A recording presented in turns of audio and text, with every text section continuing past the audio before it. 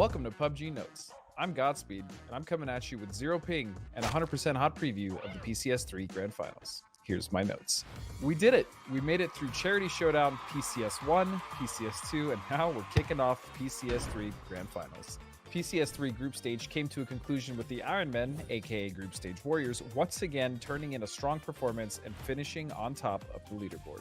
Sonics, Oath, and Zenith rounded out the top four as we saw the top teams stay on top. The last week in PCS3 group stage saw an intense battle for the top 16, but in the end, Fabled and One Eye Open piled up the points and sent Liberate, Virtue, and Gravity to the Challenger Cup. In the Challenger Cup, Gravity took the top spot, with KekW Kiers and Team Clueless coming in second and third, respectively.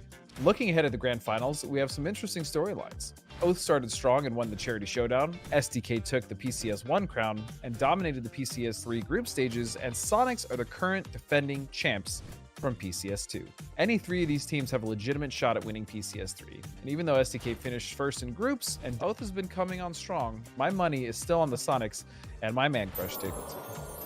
Other teams that could surprise and take down the big three are Scrim Troll Zenith, roster rework Team Veritas, and don't count out Dodge. They finished top 5 in the group stage, and with their new roster, they could shake up the top of the leaderboard. And don't forget, you can make your own predictions with the Pick'em Challenge while you also earn those valuable esports points. PCS3 also introduced a new content series with the best title sequence in the history of title sequences. I didn't write that. Pull up on pull-ups to see matchroom breakdown, hype moments, and epic plays, and keep an eye out for more pull-up episodes during Grand Finals, breaking down the crucial and sometimes comical. See, what did I say? Zero ping. I'll see you next time for my notes on Grand Finals, and again in December, at the end of the year, for my notes on the entirety of the 2020 PCS.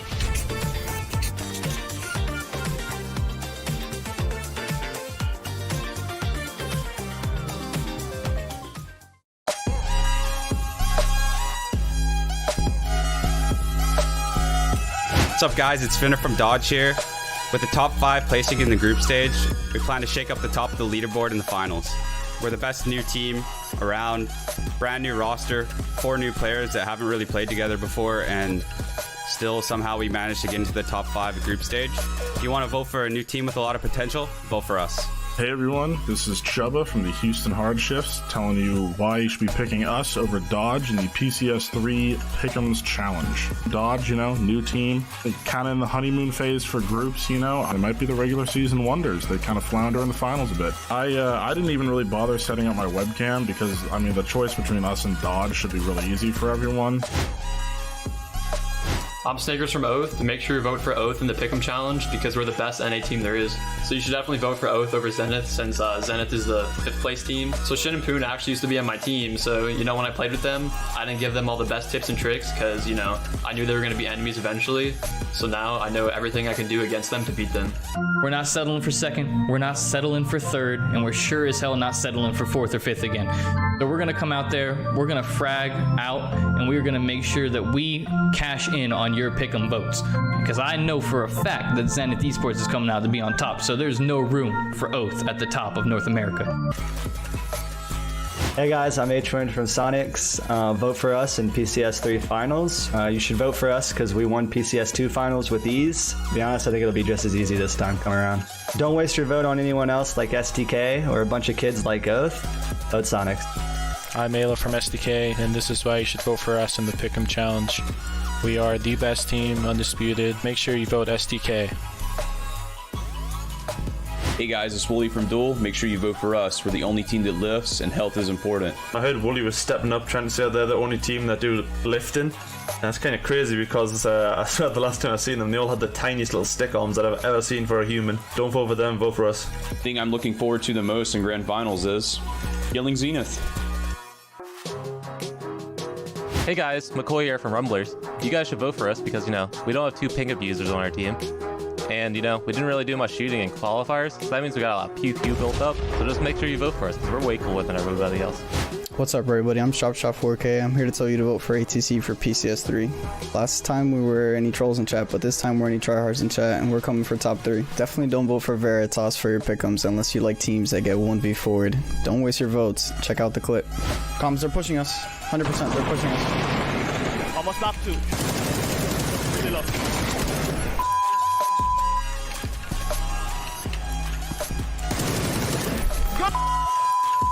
Knocked one. All dead. SDK's all dead. God, they're so bad. Oh, hey, what's up, guys? Make sure you vote for comments in PCS3. Hello, this is Haxete from Team Fabled. You should vote for Team Fabled because we're only 50% NA. We have a huge advantage here. Hey guys, I'm Steezy from Tactical 8, and I have 8 reasons to vote T8. 1, we don't rely on ping, NA by the way. 2, Williams Salad. 3, Lush Prone's better than anyone. 4, Sell it. 5, best team for content plays, win or lose. 6, you want more hot drops. 7, not last.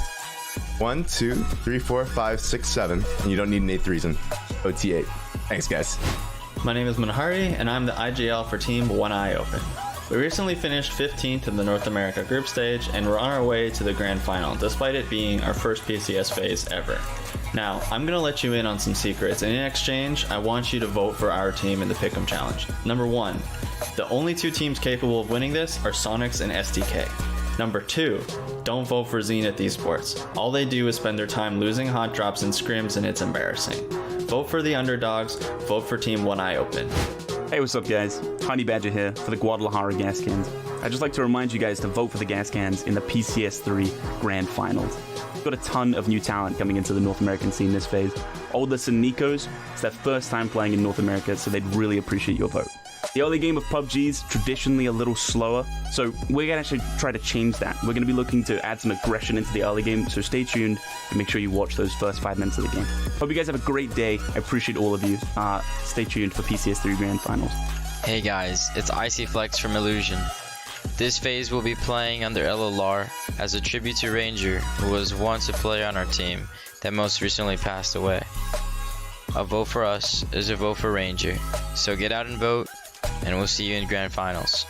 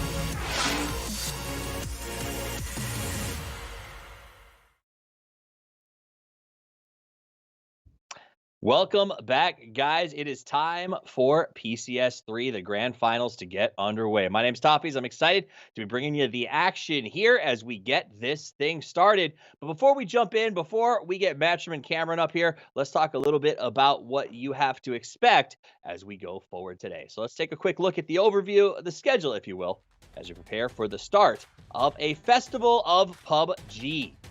Thursday, Friday, Saturday, and Sunday.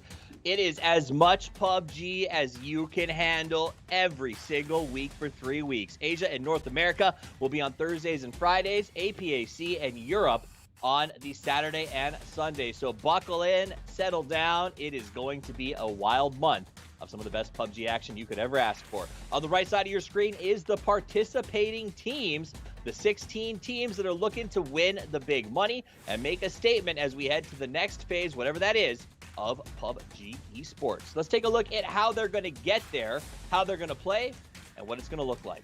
It is 4 matches a day, 2 Miramar followed by 2 Erangel this weekend. Then we'll swap it up next time around and we'll finish out the tournament back on Erangel as it should be. So 4 games a day for each region. It's going to be a barn burner. Point system is super. 1 point, or first place gets you 10 points, and it goes on down from there. And of course, 1 kill is equal to 1 point. I stress that because kills are the first tiebreaker, and they have come into play in a lot of major tournaments, so it's something to keep an eye on. But what are they trying to get those kill points for? What are they trying to win? It is the big money. This is $200,000 plus 12.5% of in-game sales on the line. I should say 12.5% of sales will be distributed equally among the participants. So if you get online, if you buy the skins, if you get involved, you're supporting your team whether or not they win, and that's kind of a big deal. Now, they do get something cool for winning. That is $50,000 for first, a $20,000 drop off to second, and it goes on down there to the consolation prize of $2K for 15th and 16th place. It is going to be a lot of fun. We're very, very excited about it. But there's something else going on, and that is the Pick'em challenges. It's a great way for you to get skins, a great way for you to get involved, and a great way for you to sort of tell us what you think is going to happen. With more information on exactly what that is, check this out. Hello, PUBG Esports fans. PUBG Continental Series 3, our very last global PUBG Esports event for 2020, kicks off on November 5th, and like its predecessors, will feature a Pick'em challenge full of hot new rewards. This Pick'em challenge begins on October 28th for PC, or the 29th for console players, and lasts for 3 weeks, closing on November 19th, right before the final week's match begins. During this time, you can check out real-time tournament standings, information on participating teams, and player stats in the Esports tab in-game. You can also get some information on how teams performed from regional qualifiers, and even which players to put your eyes on. So get the information you need here and increase your chance to win.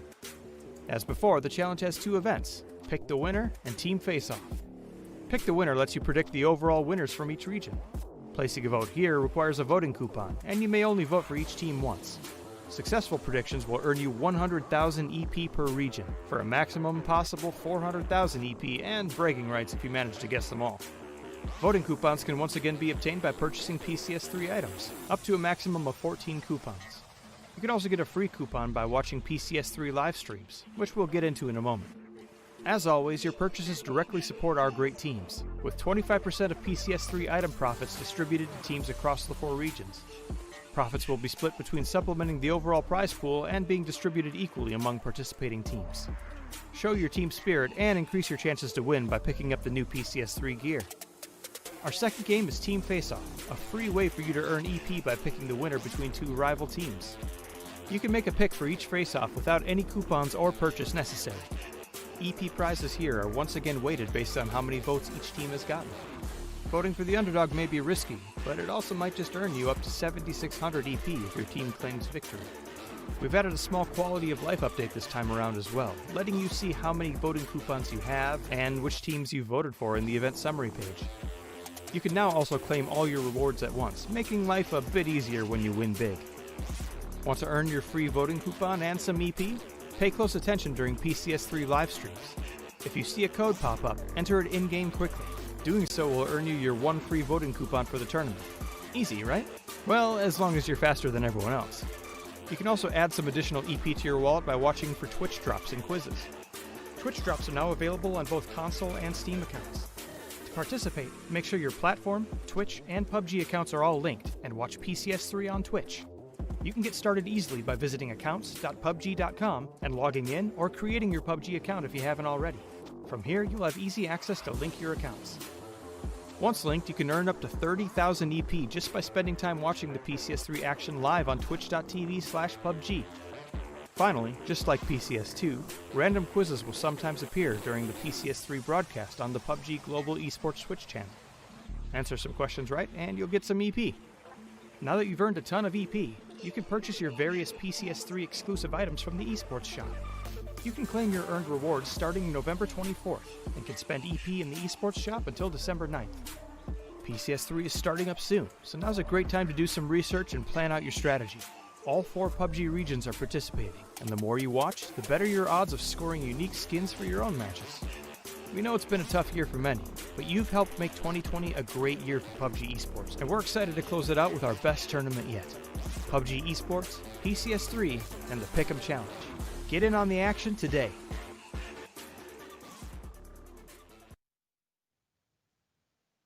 If you want to win them, you gotta pick them, and you can. Coupon codes will be given out after throughout the broadcast after every match. Speaking of pick'ems, I'm excited of the picks that are here with me today. I'm pointing the wrong way. It's this way. Matchroom and Cameron going to be here on the desk. Guys, I do want to tell you, there will be Twitch drops and quizzes. Cameron loves the quizzes, I know that. During the PCS3 live streams. Right? Open them up. Get it connected. You can acquire more free coupons and EPs while watching. But in order to get your rewards, you know what you have to do, Matchroom? Watch. Link your accounts. Watch and link. Twitch, Steam, PUBG. Put them together and get yourself some stuff. All right, boys. Let's talk it out. I'm joined by Matchroom. I'm joined by DCammy D. It's going to be a great day, guys. PCS3, the big show. It is finally here. We've been waiting. It feels like forever because we finally get to see, is there a repeat champion? Matchroom. Oh, okay. Yeah. I mean, we've had Shoot to Kill, we've had Sonics, and now can we get one of these two teams to win to round it out for the year, or are we going to have a new team showing up? I think it could be pretty fun looking. Hey, let's we got to include Charity Showdown with that. I was going to ask you that. There's Cameron. an argument that it's like a minor compared to the PCS, but nonetheless, I think the point is that it's these top three teams of North America of Sonics, SDK, and Oath, just looking at the group stage, they put themselves in a really, really good position to have a high chance of someone could have a repeat victory here. I mean, I think you got to look at the charity, right? I mean, if it's a minor, they struck gold. That's actually, if you consider how much money went out, including the donation of $100,000 that Oath was able to give. That was a very big event. I'm super excited about it. It was a very lucrative minor event, if you think about it. Whenever you usually look at like the money totals around those types of things, but I mean, it just doesn't have the PCS in it, so it's like I think that's what a lot of people are kind of looking towards whenever we're like trying to figure out what's going on and how this specifically this grand finals is going to break down. It wasn't the Continental Series, it was the charity. That said, though, we talked about a couple of teams who've represented themselves well. We're going to bring in the all-star of North American PUBG, the master salesman himself, to tell you a little bit more about all the teams that will be participating.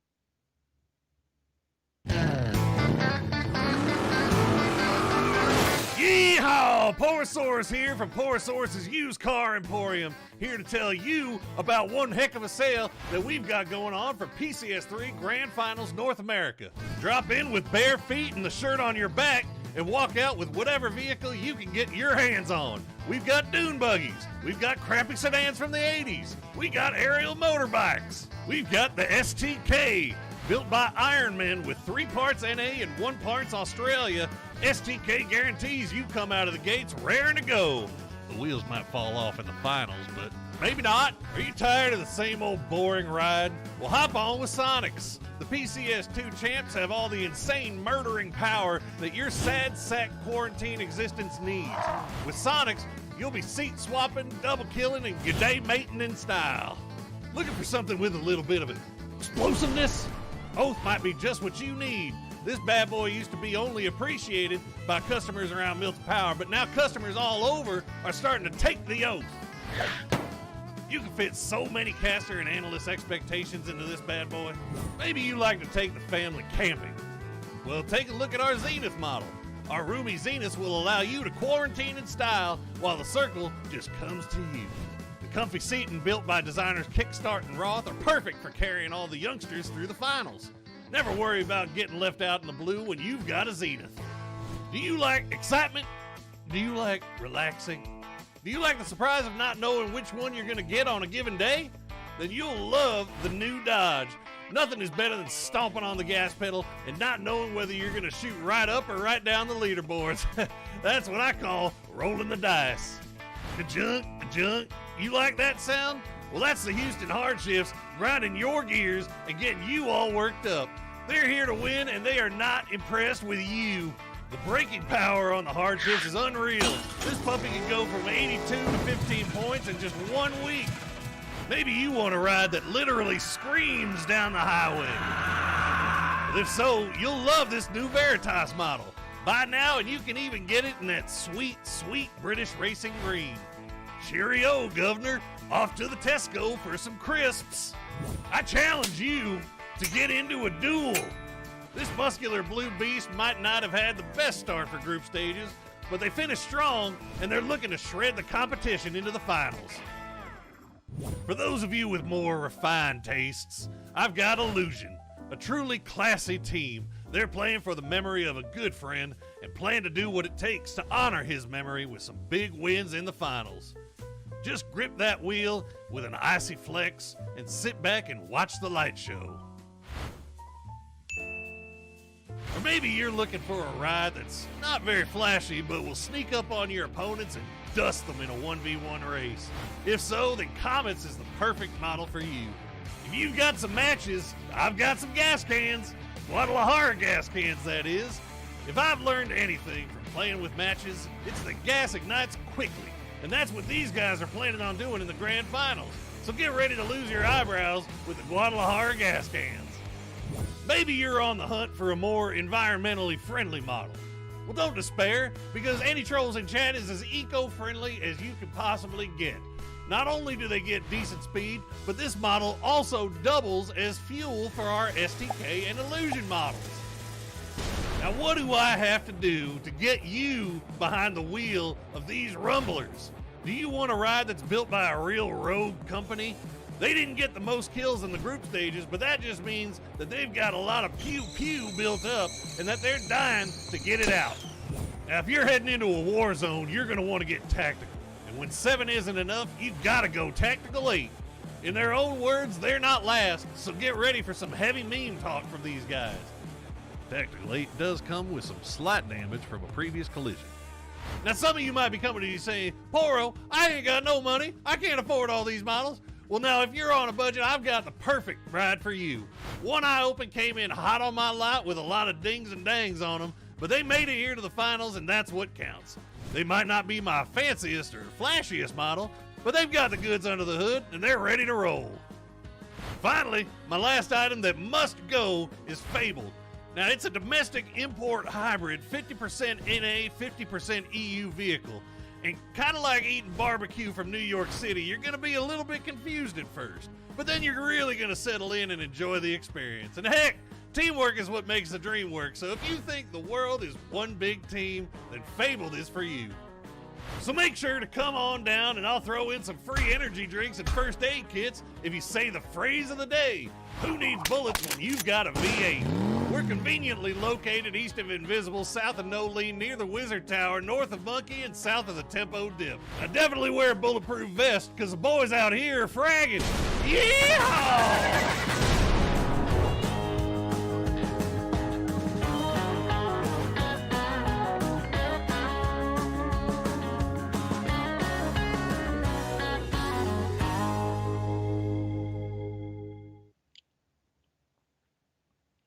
In the immortal words of Porosaurus, yeehaw. It's time for you guys to saddle back up with TikTok and check out PUBG Esports on TikTok at .esports.official. Tag hashtag esports for all and hashtag PCS3 NA on your PUBG TikTok content, and you could get featured on our next broadcast. Guys, it's time for Season 9. PUBG is available now. Hidden among the clouds is the mysterious and treacherous plateau of Paramo, home to untold secrets and a very active volcano. The small-scale map will be a true game changer with dynamic lava flows and locations that change every time you drop in. PUBG Season 9 available now. Hashtag Discover Paramo. All right, guys, I got a discovery I want you to give to me. We've already talked about the teams that we think will probably win. If you had to pick a team that is not, let's say, Sonics, Oath, or STK to win this thing, who is it? Cameron. Ooh, God, I was hoping to go second. This one's going to be a really hard one. I feel like if I were to say Zenith, that would be a little bit cheating because they are just under Oath in the Grand Finals. So I'm going to say it's either Zenith or really, Hardships. Okay. I don't know. I have a gut feeling. About it. Lobes and JSig have really stepped up in a couple of key moments, and I don't know, maybe not a roster move this entire year, so we'll see if it does get them a win. You took mine from me, so I'm gonna sit there and give me a second to think on it. Fabled is interesting. I'm not gonna choose Fabled. I'm gonna go with something a little bit we don't get a chance to talk about.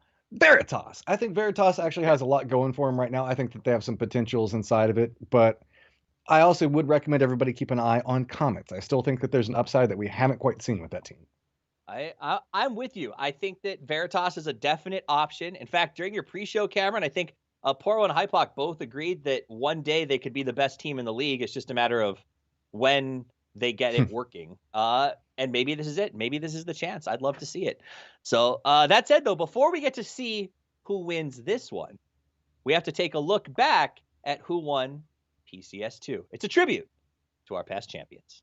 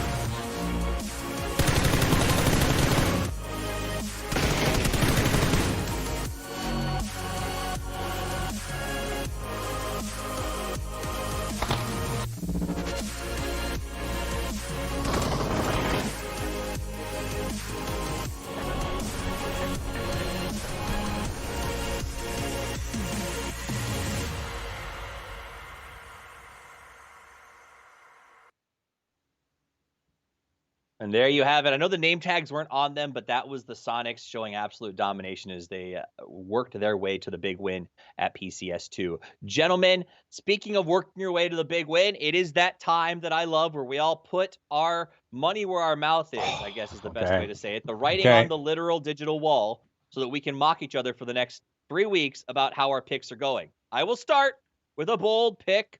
Bold, as it, I think, in the top 3.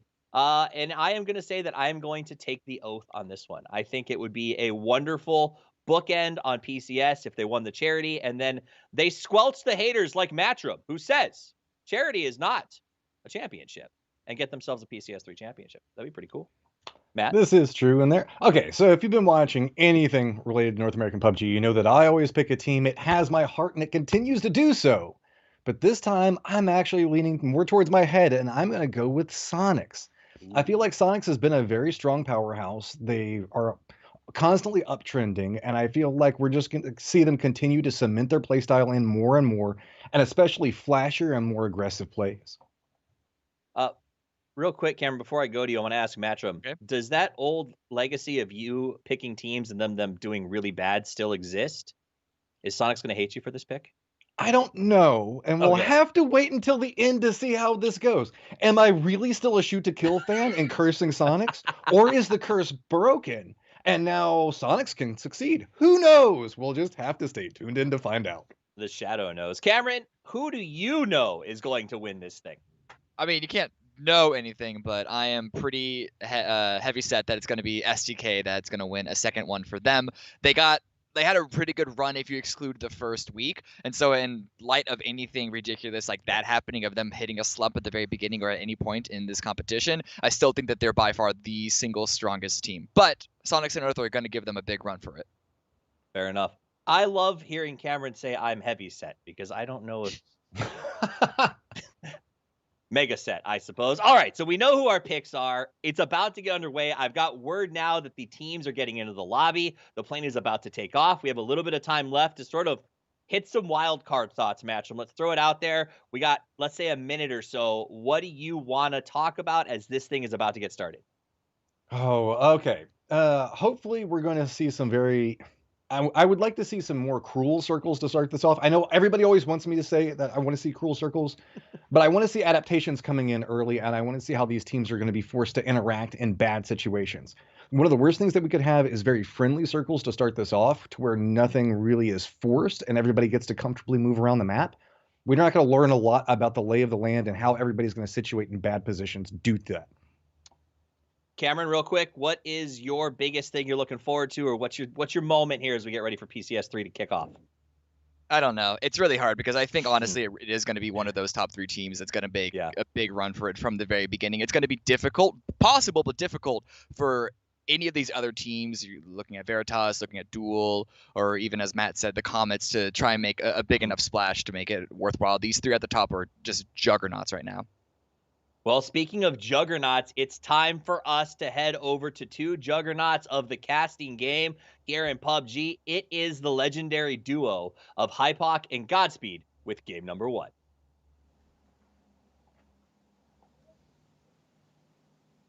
Well, it's finally time, ladies and gentlemen. Thank you so much for tuning in. I'm Godspeed, and obviously that handsome gentleman to my left is Hypoc, to your left there. Yeah, okay. Yeah.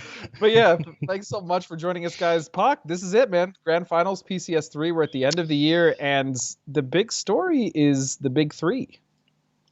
It is. I mean, I'm going to start things off again before game 1 starts, before I can be called biased or reactionary for saying this, but I don't want to see a repeat winner in PCS3. Now, take of that what you will. Jeez. Take of that what you will, but yeah, again, you know, the top 3. Obviously, we're talking about.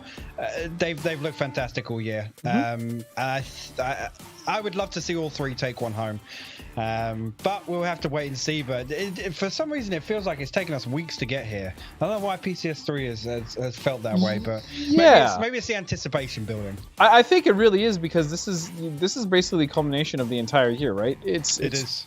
We have 3 teams that potentially could take it, but I also want to talk about some of the teams that maybe aren't getting as much love, or even some of the underdog teams. I think one of them for me is actually Dodge. I think Dodge is in a unique position where the roster changes have helped them. They've obviously had a much better group stage, I think. And I want to see what they can do and see if they can shake up this lobby. But they're not the only one, Pock. It's pretty much, I just want to see any team shake it up. And I think I agree with you when you say that you don't want to see a repeat winner, because that would really set something up great for whatever's in store next year. Yes, it absolutely will. Again, Dodge is a weird one for me. We saw them have a really good end to the group stages. But I guess they were quietly consistent, but they kind of popped off in the last week, right? That was when they looked particularly good for me. But game 1 has come around. We didn't quite manage to see the playing path, but it was from northwest all the way down to the southeast. And This is your type of circle. That's a white and fate circle if ever I've seen one. But yeah, popping pretty hard up to the northwest. Not too much of a cut off on the unplayable on the west side, but definitely the center, obviously lying around Crater Fields, the south side of Crater Fields in between Pozo. So going to be an interesting one to start things off, because we know this one's got a couple of choke points in terms of the teams that have to make it in from the southeast over from the east side of the map. Obviously, the way the roads do play out in terms of the high ground and these kind of valleys that you see on Miramar are interesting to watch. I'll leave it at that. It is, and the terrain also just around Pozo in general, especially going north if the circle does end up pulling that way, is it's really difficult to play that terrain, especially with vehicles, because there's a lot of different elevation levels, a lot of little mountainous regions, a lot of hills that vehicles don't do well in, and so most of those fights and rotations happen on foot once the circle gets to phase 4 and 5 up towards the north, and that's where things get a little sketchy for some of these teams. But that's also what makes Miramar so exciting, is the fact that you have a lot of teams just fighting on foot and rotating on foot for the most part once you get towards the midway point of the game, I should say. It is, and again, you sort of get that gamble. We can call it a gamble, I guess, where you either commit to the high ground or you don't. And like you said, depending on whether or not this one goes north, obviously Crater Fields is one that usually leaves a bit of a mess. Yeah, it leaves a bit of a mess towards the late game if the circle does close in on there. But again, we'll have to wait and see. These are all speculations, obviously. I luckily have shaken my circle curse to an extent, so maybe we won't see it today. But STK, they're still hanging around. Obviously, north side of their loot spot, we know Hacienda team, so they are in the first circle, but expecting them to make pretty early moves at some point. Again, can't fault their group stage performance, but I mean, Kurt even said it himself, is they do suffer from that group stage curse, and it would be a shame to see them obviously repeat PCS2 performance, even though they didn't do that badly, but there were a lot of missed opportunities when you look at it on a game-by-game basis. Yeah, and that's, I think, what potentially they also were looking at, what may frustrate SJK as well, is because they came from behind in the last Grand Finals. They did not have a good start, and they catapulted up the leaderboards, which is obviously what's so impressive about them. If we look over here to Dodge, actually, if you want to talk about circle position, Puck, this is actually a really good position for them to be. This is pretty much the White Temp Fate circle that we kind of talked about earlier up in Pozo, where you guys used to loot, and that's where Dodge currently sees themselves. Yeah, it is, and this is what I was talking about again for teams rotating in. This is the high ground I was talking about. It's yes, very come strong. Circle 3 and 4, you can try and get up here, but I mean, at that point, if you've kind of sat and seen the previous circles, you are committed to obviously one another, because crossing that space in the mid game towards the late game, it's notoriously difficult. It's so awful. Veritas as well now, getting set up. And actually, this is probably one of the more popular spots on the map. This little compound here that overlooks this kind of road, leads up south down to Monte Nuevo. This is actually a really great spot to camp rotations if that's exactly what Veritas is doing. Obviously, this is a decent position to hold in the circle just as it is, but they should be able to at least cripple some vehicles, maybe get a knock or two, depending on if teams are not careful rotating, and we'll see. Yeah, well, we did just see Sonics pop onto the minimap there. They obviously got a little bit of pressure. Gas cans were shooting on the way, and they've pulled all the way back to Monte Nuevo right now. But again, Sonics, one of the teams we always look for that early rotation, send it towards a relatively central position, and kind of play off that in circle 1, circle 2 posts. But they've been sent back to Monty, so we have to wait and see what they decide to do. It looks like they might actually settle for this for the time being. H-Win going to try and find something a little bit further north, but the gas cans in the distance. Sorry, you can see the logos. They do draw a line between them and Pozo, so to say. Yep, I'm seeing actually in the kill feed, that's way out in the blue, actually.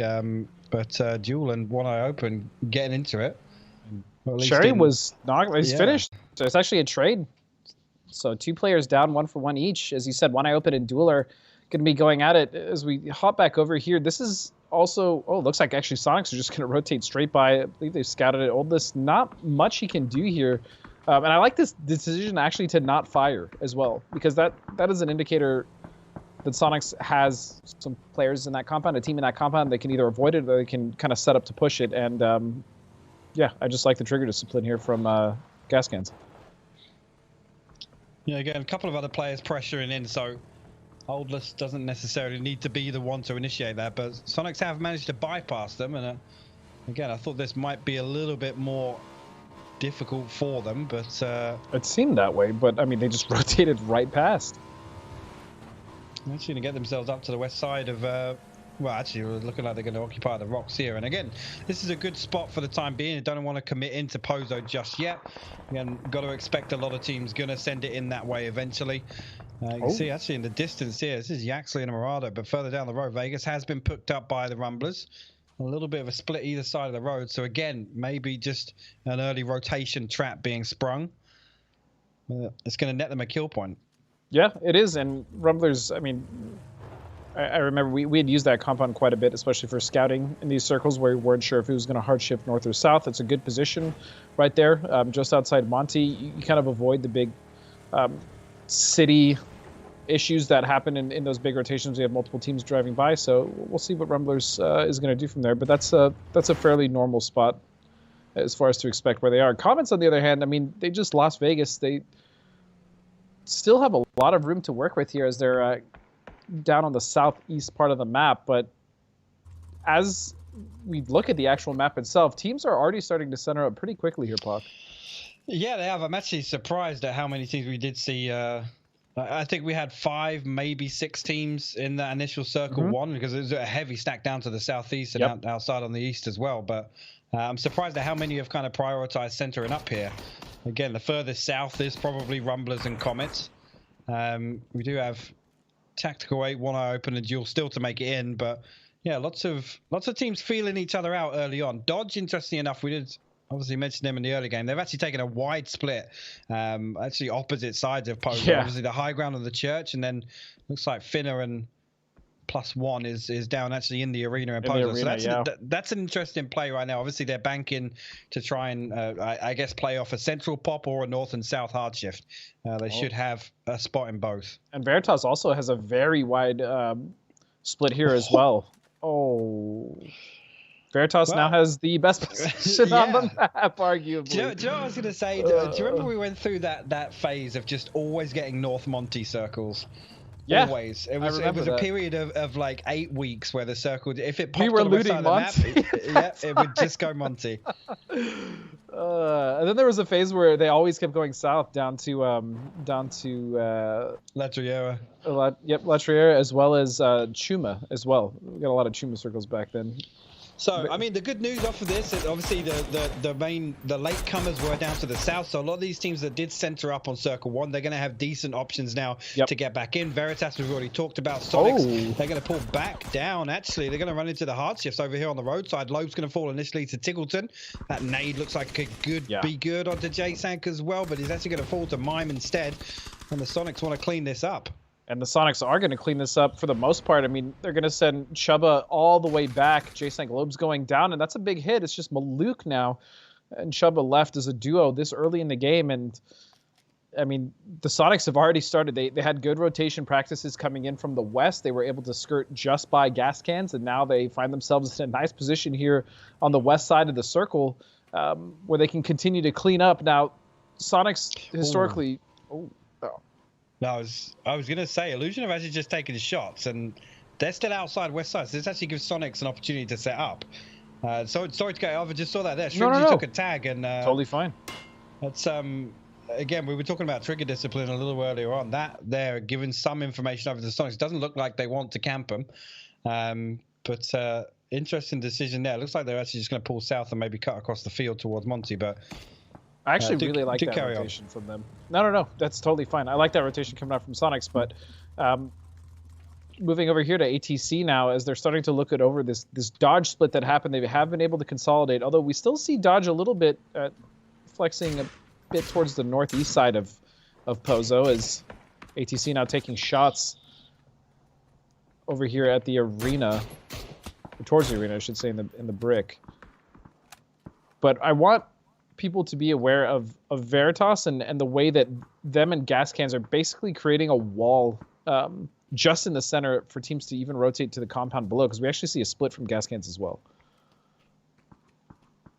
We do indeed. It's again, not too much. I mean, other than Sonics, really nobody else really ran into each other as part of this rotation off this hard shift. So looking like everybody's going to get in relatively unscathed except for Houston hard shifts. But again, just with the way this one's played out and how many people actually managed to make it into the south side and then towards the center, again, people have already got the information on this early on. They can relocate, don't really have to risk too much. Looking at Zenith just getting into the backside of Pozo right now, but again, should expect things to stay as they are for the time being. I don't think anybody's really going to bank on a hard crash into a different compound right now. Yeah, probably not. Zenith, I would say One Eye Open and Duel are really the teams, the outliers on the edge. You have Zenith that's currently fighting right now on the northwest side. You have Mon Hardy with One Eye Open that just came in on the east. They're in a little bit of trouble as they lost to earlier, and then Duel just came in on the south. So Circle's going to pop. It's going to be, again, right on the center. Veritas is loving this, as is Oath. Oath's position is quite strong as well in the Circle. They are split, but they can do a lot of work from here. Well, expect a mad dash off this one, because obviously we've got to take into account that unplayable area. Got to treat it as water, so you got to expect this one's going south. So expect a bloodbath here. Lots of teams need to make it down if they're going to read this circle correctly. There's a little bit of breather room for where it can go, but it has to come away from that high ground to the east side of Pozo. See now, Sonics did lose Shrimsy in transition there. Going to send some shots back over. They got themselves a decent spot on the edge of Monty. Again, depending on where this one does go, this could be a good position in the next circle as well for them. But lots of teams on the west need to come in still, and hardships are going to try and move in here. This is when I expect a couple of teams to run into each other. Oh yeah, ATC now, and Gas Cans looks like they're going to pop off on each other. Oldest going to get shots. Going to find a knock on one. He's not going to be able to finish it. Aguila gets up, and Marcelik now with Norcus up top. Where's the rest of the Gas Cans? Here they come. Back it up there. Aguila was actually super low there. Honey Badger going to find Sharpshot with a fantastic 3x spray, but the response actually coming from behind is hard shifts opening up onto this Maluk head peak in that ridge. So Honey Badger got to swivel around now. Now he's going to get knocked from behind. Norcus going to find it there. Hard shifts might actually take that one back. Voxic and Nikos now. How is he still alive? I have no idea how he's still alive, but he's actually going to get that one off. Norcus does land the nade though, and the Gas Cans will be the first team eliminated in game one here. ATC and Hardshifts combining with the effort to take them down. Again, I mean, I was just about to say they said in, well, Honey Badger said in that little pre-show interview that he was going to try and mix things up early game, and you can see that's a conscious effort to do so. Yeah, it definitely is. They went for the push. They were obviously a little split. Positioning is so awkward. Nice grenades coming out from Free Me Please and Top Dog from Illusion. That's going to be Hardships going out in 15th. An Illusion, their style has been so interesting to see, especially when they had Adam on the team, and even before that.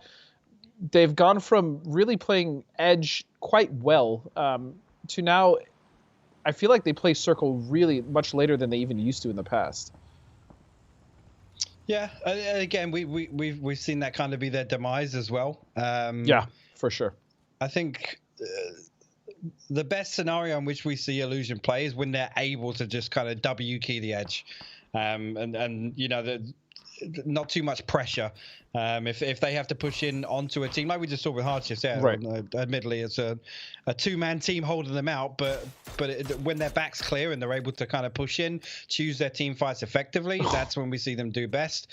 No real surprises there. It did actually go as far south as I assumed, but lots of teams obviously already positioned for this one, knowing full well I had to come away from that high ground. So Veritas, ATC, Sonics now in fantastic positions, opposite side of the road.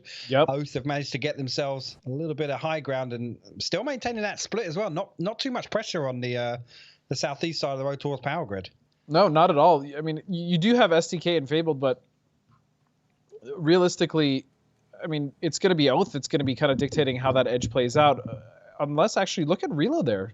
Relo's actually sending it in the center of the compound as we now look also over here at Dodge as they're coming in on the western edge. They have Illusion still to deal with as well as ATC and even Veritas. It's going to be a difficult rotation for Dodge unless they go pretty much hard wrap on the south. But, I mean, that area is not clear either. Dodge have a really tough way into the circle here. And I'm curious to see what they're going to do to get in. Yeah, it's again another one of those scenarios I was just talking about is really choosing your team fight. Right now, again, time not really on their side, and a lot of these teams going to get cut out. There's ATC stand to be the ones to benefit most from this situation.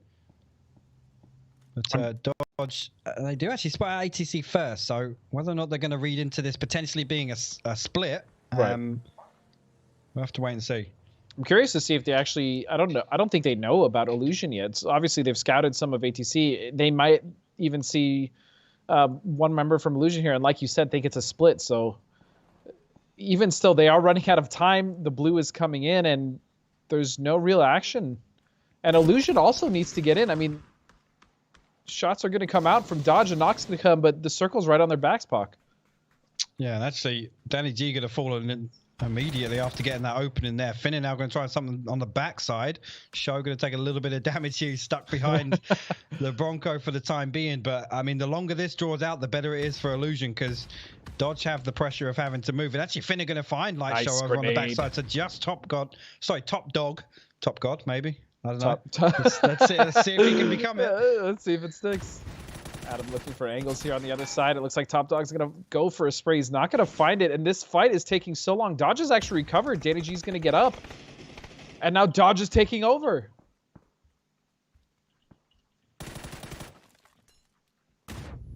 Another flush going to come in for Finna. It's just one member left here, and it's Top Dog. It's now or never, Puck. Indeed. He's going to try and get a little bit of utility down to the bottom of the stairs, but now in a position where Dodge managed to get in front of him, and yeah, I don't think we're going to see the Top God here. He's let the blue pass him. He's allowed Dodge to get in front of him, so they can just gatekeep him now. Whether or not he's going to opt to deny at this point, but ATC, you can see how close Dodge are actually getting on the map right now, and that's actually going to open up quicker than I expected here. ATC take a little bit of a peek on. Blue still got a little bit of space to close in, but Dodge look like they got the upper hand initially off this. Yeah, but Top Dog, look at him. He can actually heal a little bit and do a good amount of damage. He's going to find Finna. Meanwhile, Nox going out all over the place. Lampot going to find another member of Fabled off in the distance, and now Adam's got to turn around and deal with Top Dog. Yeah, actually, Finna did actually just get flushed out by Top Dog before he fell to the blue, so Dodge do lose one, but up to 5 kills now. That's about the best scenario you're going to want to see in terms of the circle as well, because it's actually bounced all the way back to the northwest. And just about to say it, Veritas, they hear all this fighting on the hilltop. They want a piece of the action straight away. Well, yeah, I mean, that's got to be the next play for them, right? They need to take control of the northeast, or excuse me, the northwest, or the west in general, so they can rotate forward into the other side of the road, the road ditch, rather. But they got to get rid of Dodge first. And Sonics is waiting for them as well, so Veritas is... well, definitely needs to figure out what their next course of action is, and I think taking care of Dodge first would not be a bad idea here.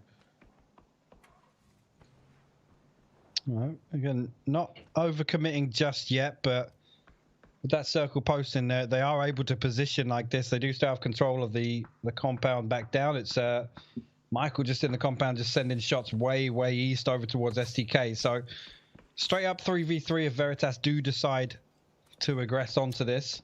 And again, they've been chilling in the compound. Obviously, there is some utility in the back pocket for Dodge, but again, it's difficult to find an opening here, whether or not it's going to be a knock or some nade damage coming in. Actually, Reload might find one of SDK running down the hill in the open. There's 2 of them, actually. Not landed any shots initially, but... those could have potentially been really huge knocks if Reload could have...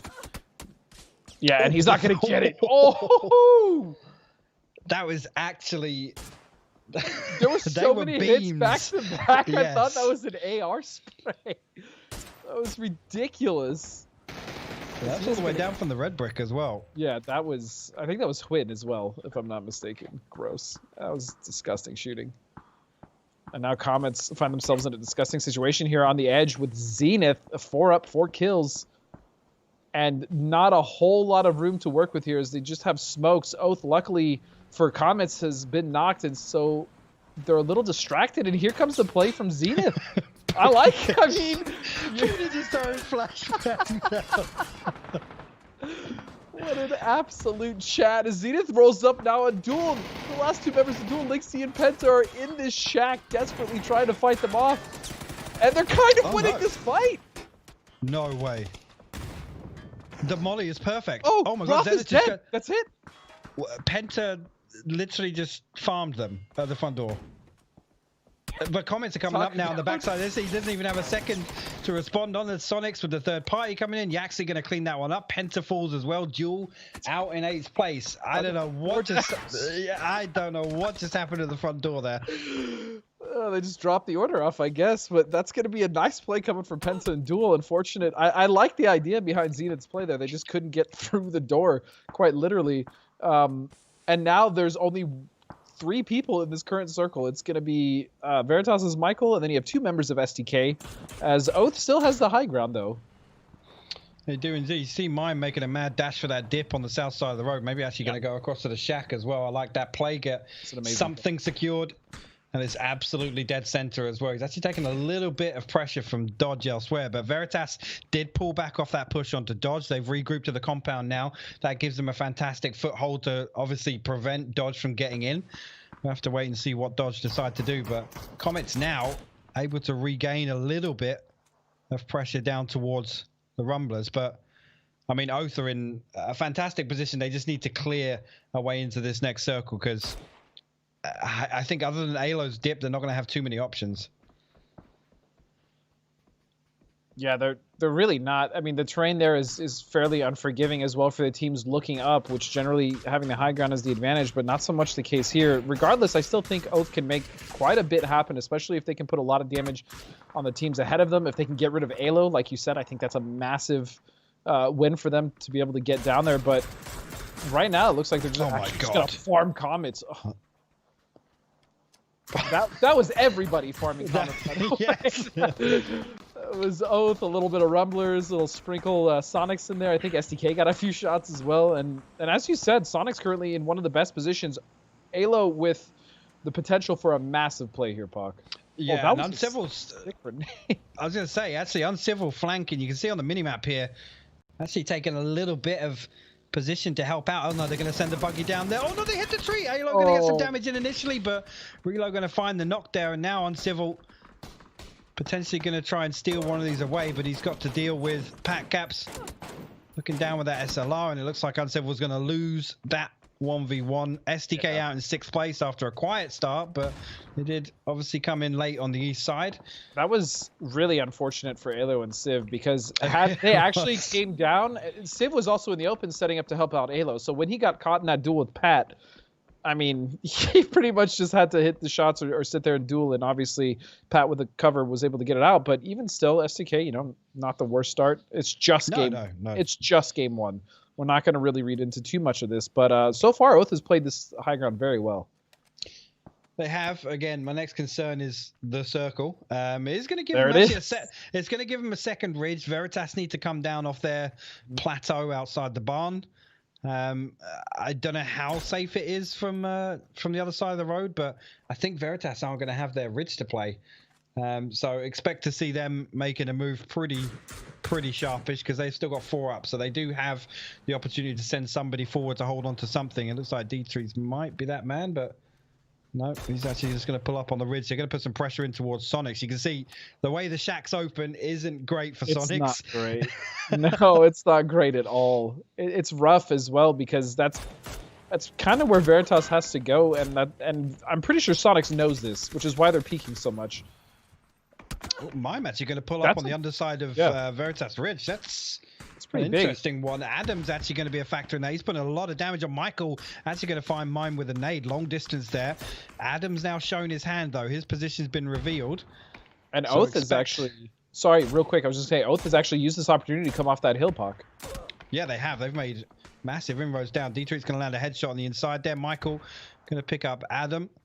And McCoy as well. He's shown his hand. He's going to pick up a knock onto Snakers. And this is... I mean, this is an incredibly... I don't really think I need to explain it. It's a very rough circle to play for all of these teams, including Sonics, because, yeah, they're in the middle. They technically are protected, but they're trapped. They can't get out to really get the shots in that they want. Obviously, they're getting harassed and knocked all over the place. Grenades, mollies. Keenan in his forward position is absolutely massive, and that's going to be it. Sonic's going to go down, and Veritas played that quite well, I think. Yeah, they did. They are going to get themselves a little bit of cover again. This little bit of circle great, control. but it does give them control. Obviously, Oath, they have a lot more ground to make up now that Veritas have come down here. And again, ultimately, this gives control of the shack over to Veritas if they want to go over and take that. Just some hard cover, but we already know that door facing out to the west doesn't really help them in terms of pressure and Oath.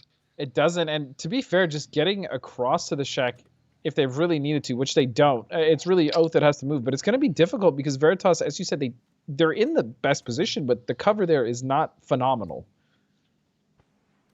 They do have vehicles and such. They can. Oh, that was a gross spray. That was actually disgusting. That was actually disgusting. Jeez, that was. Say what you want about Snakers, man. That kid is nuts. Yeah. That was as laser beam as I've ever seen a 4X spray coming out of anyone, even on an M4. That was disgusting, Snakers.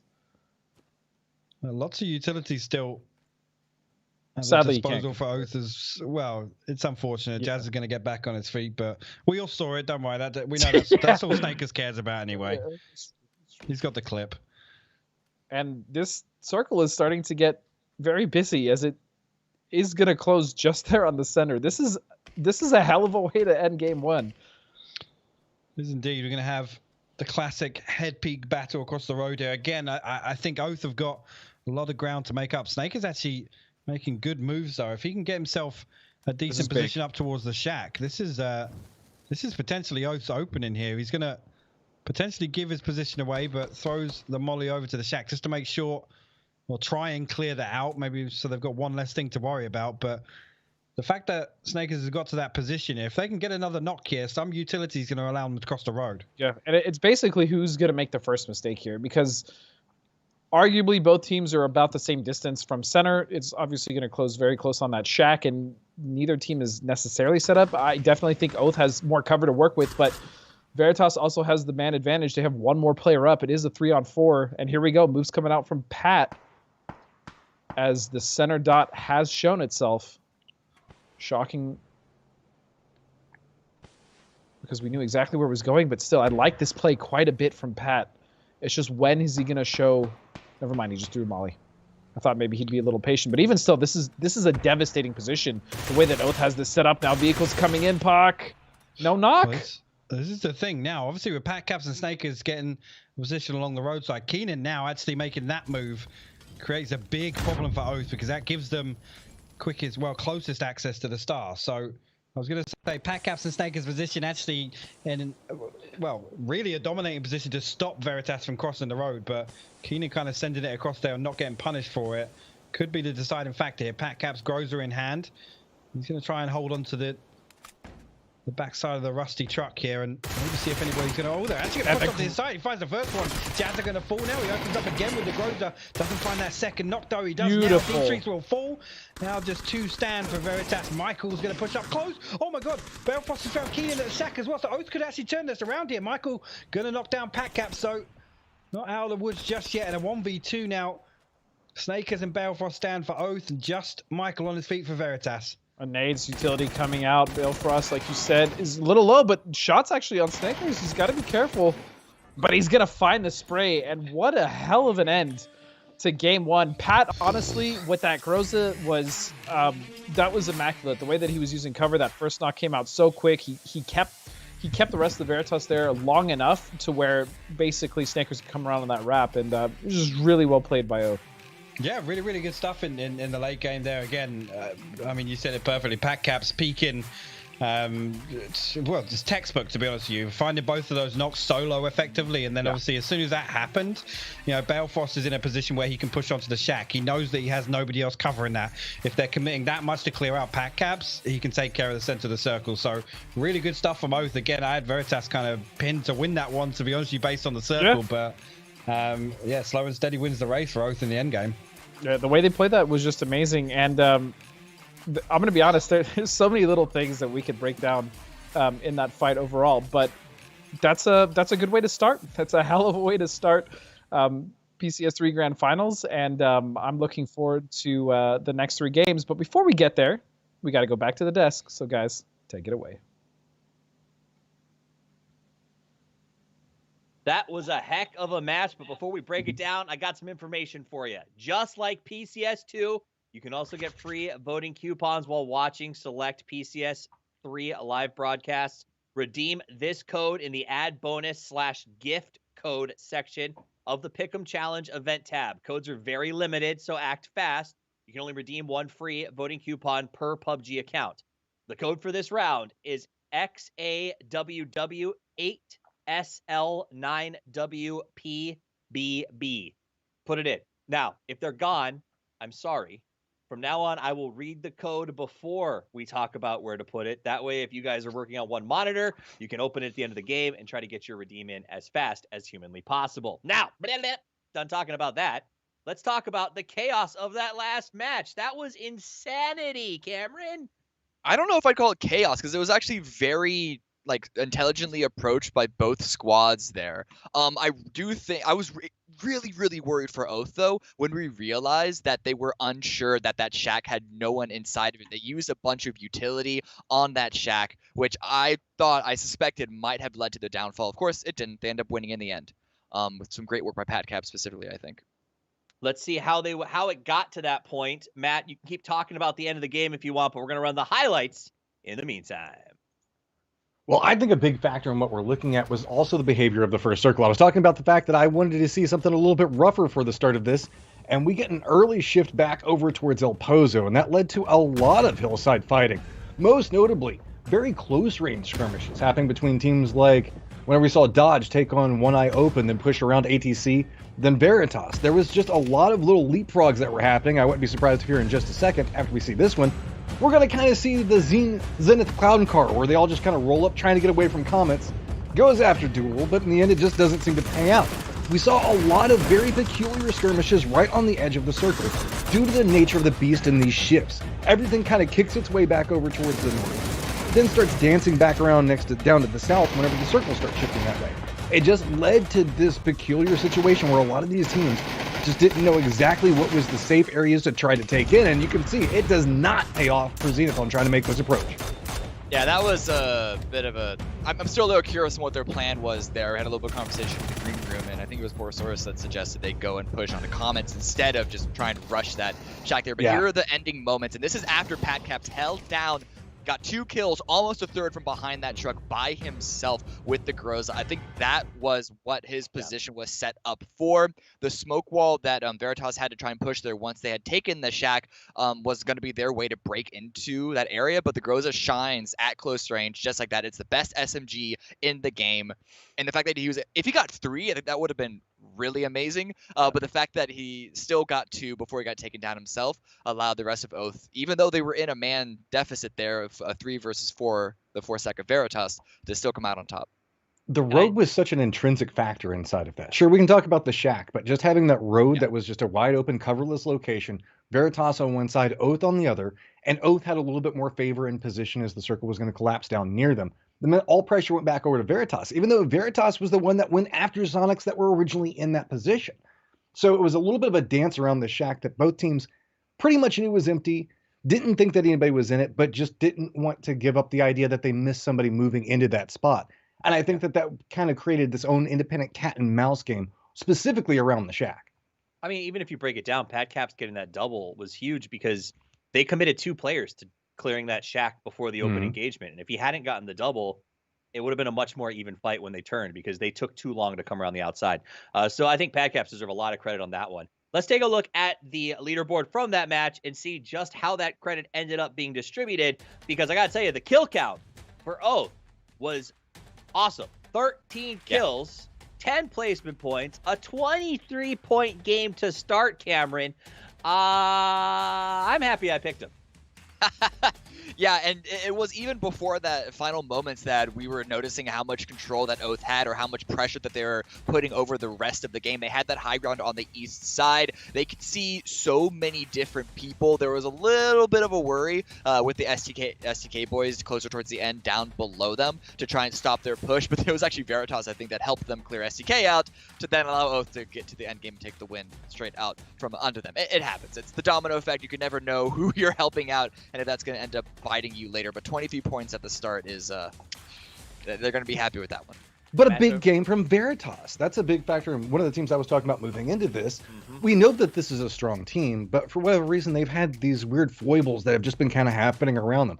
I have a lot of faith in the potential inside of this team, and I'm hoping that coming out and getting an early good point total in here shows the fact that they can showcase this. I mean, they were taking fights with Sonics and Oath there towards the end of it. Sure, they didn't come out with the win on it, but they did take down Sonics on a section of it. Well, I don't know. It was kind of mutual between Oath and Veritas to do a lot of damage back over towards Sonics, but it shows the fact that we can see a lot of these teams are starting to continue to practice in and learn new ways to approach different sections of the map. And I think that, again, as we're watching this go through, shoot to kills placement I wouldn't be too upset about. I think that there's still much more upside in just an odd circle that came out for them. I mean, I think if we pull up the kills, I think we might even see another team on here. Zenith Esports, I'm hoping, shows up, because otherwise my point is pointless. Well, bummer. Well, let's talk about Oath. Balefrost and Pat Caps, 5 and 5. We'll get back to Zenith later, because I do think 5 kills with no placement points on a game that kind of went really badly for them is a good signal for where they're going. But I want to focus on these guys right now. Cameron, let's talk about them. It's not even just Oath, though. That's not really a surprise at all. If you make it to the end, unless you're just huddling in a shack, you should have at least one member up here in the top 5 kills. But it's really Norkeys that is a bit of a shock, because, if I'm not mistaken, HEC were in, what was that, 9th place? Yeah. They had that fight early on with the gas cans to take that hill on the west side of that big open road. That was such a critical part, and I think that's what Matt was referring to in the highlights of the terrain. But if Norkeys is starting to go off, if the rest of HTC can come alive, specifically Marcelic, and if Sharpshot keeps up his group stage performance, then we might see a repeat of what HTC did during PCS2. Let's see how they handled the damage counts, who put out the best work here as we pull up the next one. Match, why don't you walk me through that? I love you, Wimu. Why don't you walk me through this one, Matt? It was a Pat Cap show if we're talking damage. Whenever we look at positionings through it, we saw them playing high ground whenever they were above STK in the, I guess, circle, or circle 4 or 5, can't remember exactly. And then that beautiful spray coming out right next to the shack to really just help cement Oath winning that last little bit to get the round win. Veritas back behind that, though. D-Treats with a big performance coming out from him, and look at that. 2 different members outdamaging Tiggleton inside that round, but to be fair, it was still a pretty quiet, like, Sonics walked away with some kills, but it was a much more quiet Sonics game than I think that we're kind of used to seeing. I do want to give a shout out to Wiam. I like to call him Wimu because it's fun to shout, but he's been playing really well for TAC 8. I'm glad to see him up on this board. McCoy as well. McCoy, yeah. Saw him a little bit during that Trash Talk video. He's been getting his confidence back. McCoy's got his groove back, to quote the 90s, and I like seeing him start out strong, Cameron.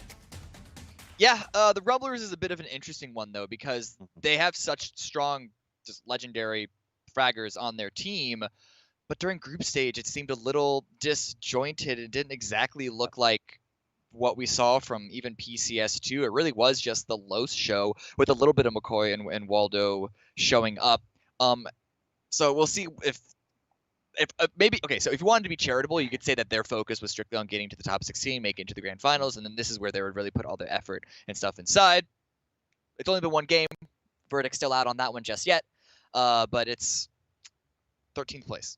That was a lot of talking, Toffees, to avoid the topic of, is McCoy getting his groove back, and are we about to see the return of McCoy on Twitter being super spicy? I'm about it. I want it. Give it to me. I want some McCoy. I want to see a little bit of banter here and there.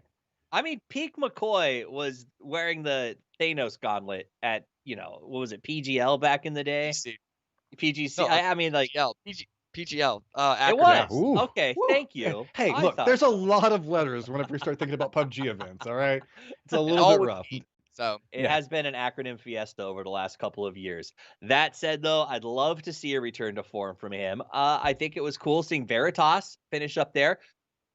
We talked about those guys. Let's see if they can keep climbing. Another team that all 3 of us talked about as a possibility, if outside the top 3, was the Hardships, and they finished in last. So I'm hoping in this game, maybe they get back on track. Maluk guides them to a victory as we head into map number 2 of the day. All eyes on this as we get into the first day of PCS3. Game number 2, Miramar. It's Hypoc and Godspeed.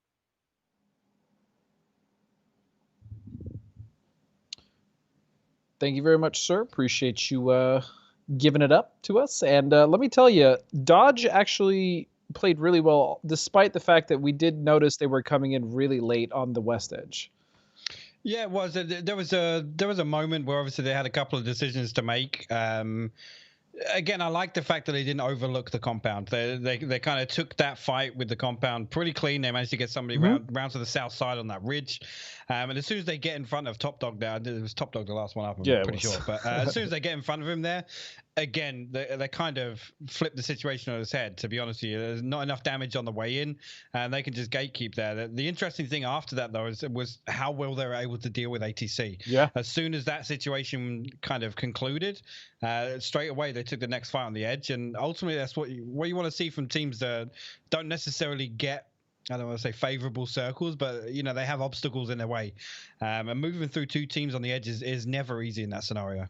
No, it's not. And to be fair, Dodge has been doing more of that. I've criticized Dodge quite a bit in the past when I thought they were being a little too passive, and really I think with these roster changes they've actually adopted a much more aggressive play style, and I think Adam probably has something to do with that as well, talented player that he is. And so it's been nice to see Dodge on an upward trajectory, because there was definitely a time, again, before the roster shuffle that I feel like they struggled quite heavily. So it's good to see them there. Obviously, Pac, we saw the hard shifts. There's a little bit of a heartbreaker with just obviously losing J-Sank and Lobes quite early to STK up on the north side of Pozo, but we'll see. It's just the first game. And it's an interesting one with Hardships, because that's one team I think if they don't get that dominant position that Maluk tries to get them into, once they lose a member, it's like it's a complete uphill battle for them.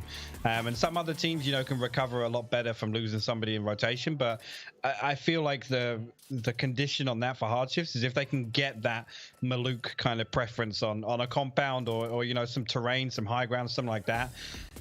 So it's something that's becoming more and more apparent.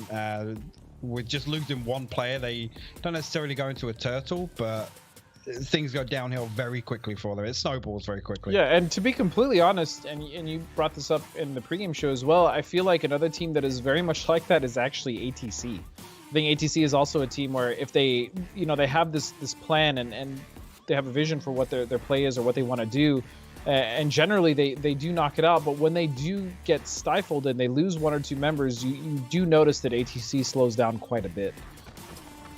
You do indeed. A pretty generous playing path here, north to south, pretty much down the center of the map, so everybody's going to have a decent opportunity to get across to where they want to, maybe not their home, but sure, at least get themselves a little bit of space. Circle actually going to pop pretty much dead center up on the water treatment high ground, pretty much. So another, I'd say there's probably one more team inside Circle 1 this time around, but lots of teams down to the south. No real surprises there.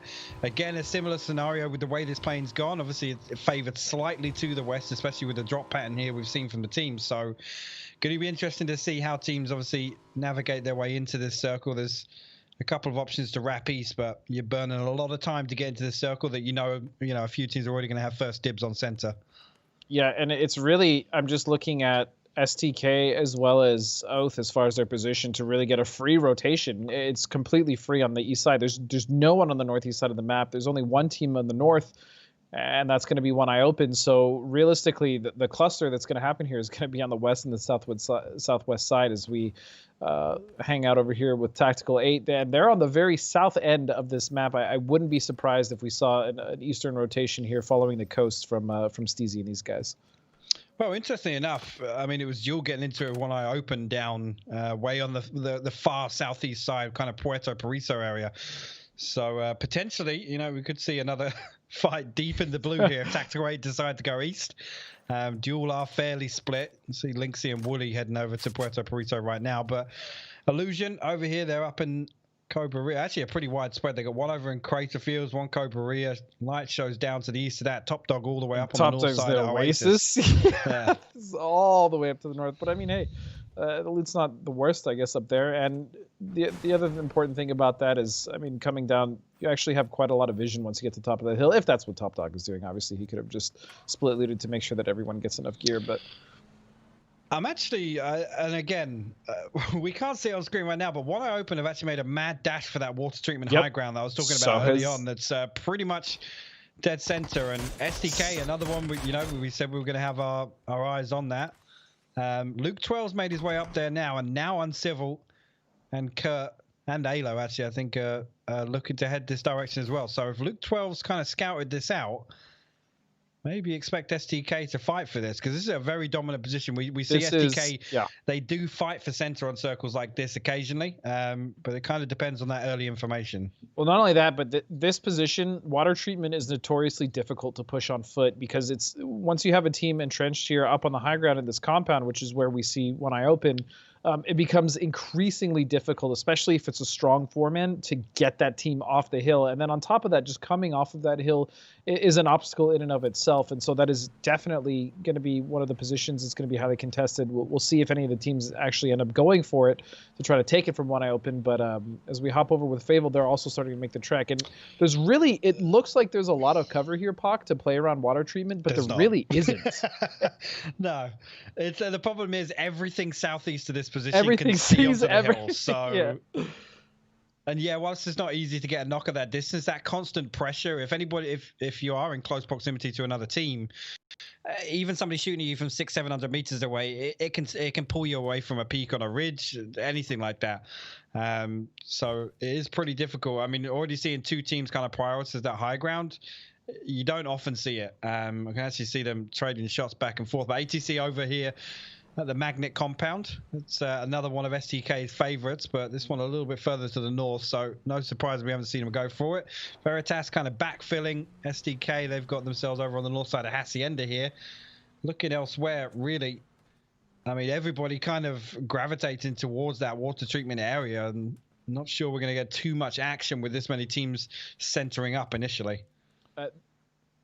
The other interesting point to that, actually, Pac, is the fact that if they're not going to center up, this leaves a lot of room. And I'm talking about a lot of room around the center. I'm talking east, especially to the east. There's a lot of room for rotations there. The north is pretty much clean at this point. It's really just kind of the southwest that is the only hang up. So be prepared to see a lot of teams kind of actually get in fairly free if they just scout ahead, because as you said, and as we're seeing, the center is really the only contested part of the circle, which on Miramar is kind of rare.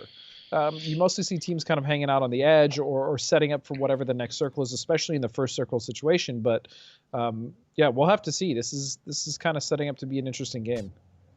Yeah, and Fabled, one of the teams we're talking about, has obviously come up here. One Eye Open still have that compound over in the background. Fabled already forced into the compound. They were previously kind of spread out on foot with vehicles nearby, but you can see now they've pulled back. I don't think they want anything to do with One Eye Open, and ambitious shots. Top Dog all the way over on Oasis high ground, just looking over this way. This is what I'm talking about. Is again, it just that constant annoyance, even though it's at such a great distance. It can force you back inside a building. You obviously at that point you're missing out on scouting time and whatnot. But Rumblers, they've made it into the south side. This is over by the power grid. McCoy doing a little bit of scouting as Lost cuts the engine. Sonic's pretty close by, but it looks like they're going to try and make ways down through San Martin Hacienda way. So don't expect them really to pick up on this Rumblers rotation unless there's some shots sent out. And it looks like there's multiple teams now that are pretty much set up on all these adjacent mountains. And this is, again, what you were talking about, where, yeah, you're probably not going to get to, flush a knock, even if you get one. But it's the constant getting shot at, having to worry about certain angles. It's also possible that, Dodge sends people in like they're doing right now just to try to assault us while they have two members come back. And actually, again, I like this from Dodge. This team is playing so much more aggressive and proactively than they have been at any point in the past. Yeah, I like this. Saw a little bit of damage go into, I think it was Light Show on the backside of one of the buildings, and they're leaving. Yeah, it's forced the regroup out. And again, they are very, very split. Whether or not you want to kind of chuck all your eggs in one basket and double down on a compound like this early on, not really very advisable. But Dodge are going to get themselves control of it. I'm not sure if Show is actually still there. I'm not sure if that's just a little bug on the mini-map, but I did see two of them pull away in the vehicle. Sonics, meanwhile, they did make it over to Hacienda. They were obviously scouting this way when they were close by to the Rumblers. But again, they're going to kind of, try and mirror Veritas, I assume. Yeah. They're moving this way. Whether or not they hold on to this until they see the next circle, it's a decent spot to leapfrog from at least. And at the very least, we've seen Sonics do something to teams before where, if they are caught somewhere on the edge, because they do tend to be that kind of central team that you were talking about.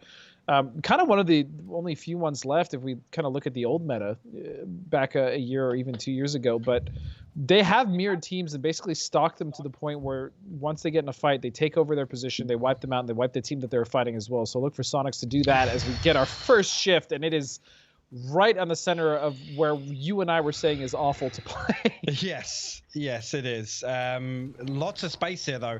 I mean, There pretty is. much if you were to draw a diagonal line across this, nobody is on the east and the north side of this circle. So lots of options here. Oath look like they're going to head straight north up the road there. Veritas looking to regroup. Comet's actually coming up the road as well on the screen here. They've got to be careful because Oath are going to be in a position to pull up on this if they spot this rotation out. Looks like Comets are actually going to hop out and do some scouting. I like that. Yep. It's always good to see these teams just, I was just about to praise and let it got hit by the car. Unlucky. But it's always good to see teams employing really good scouting practices, because I think the one thing that frustrates me the most is when you see a team just send it when they have the ability to scout ahead, when they have the option to kind of see what's going on around them. But Comet so far has been doing well. The last game was unfortunate. Vegas died immediately, so they didn't really get to do what they wanted to do with 4-man, but we'll see how they do in this game.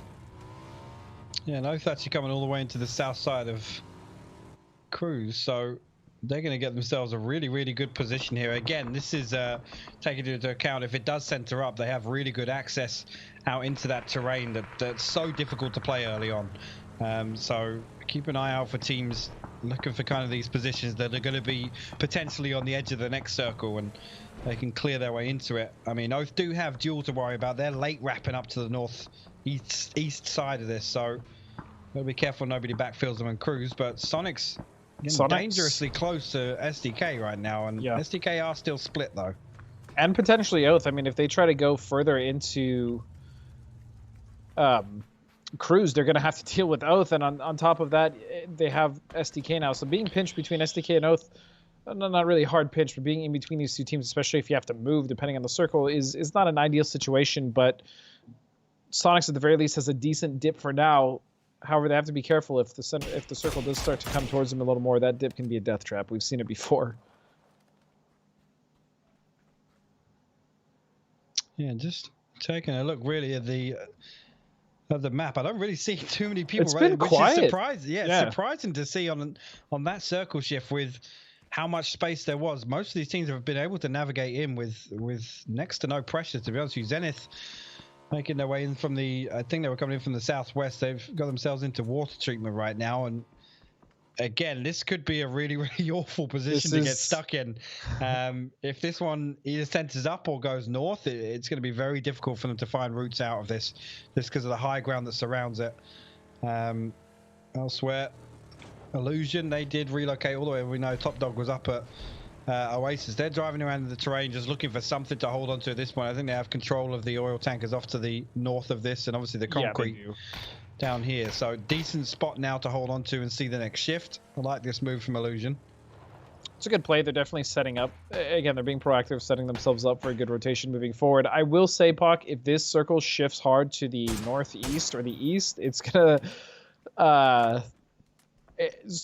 let me just say phase 3 is going to be an absolute bloodbath, because you have so many teams that really just... And it did.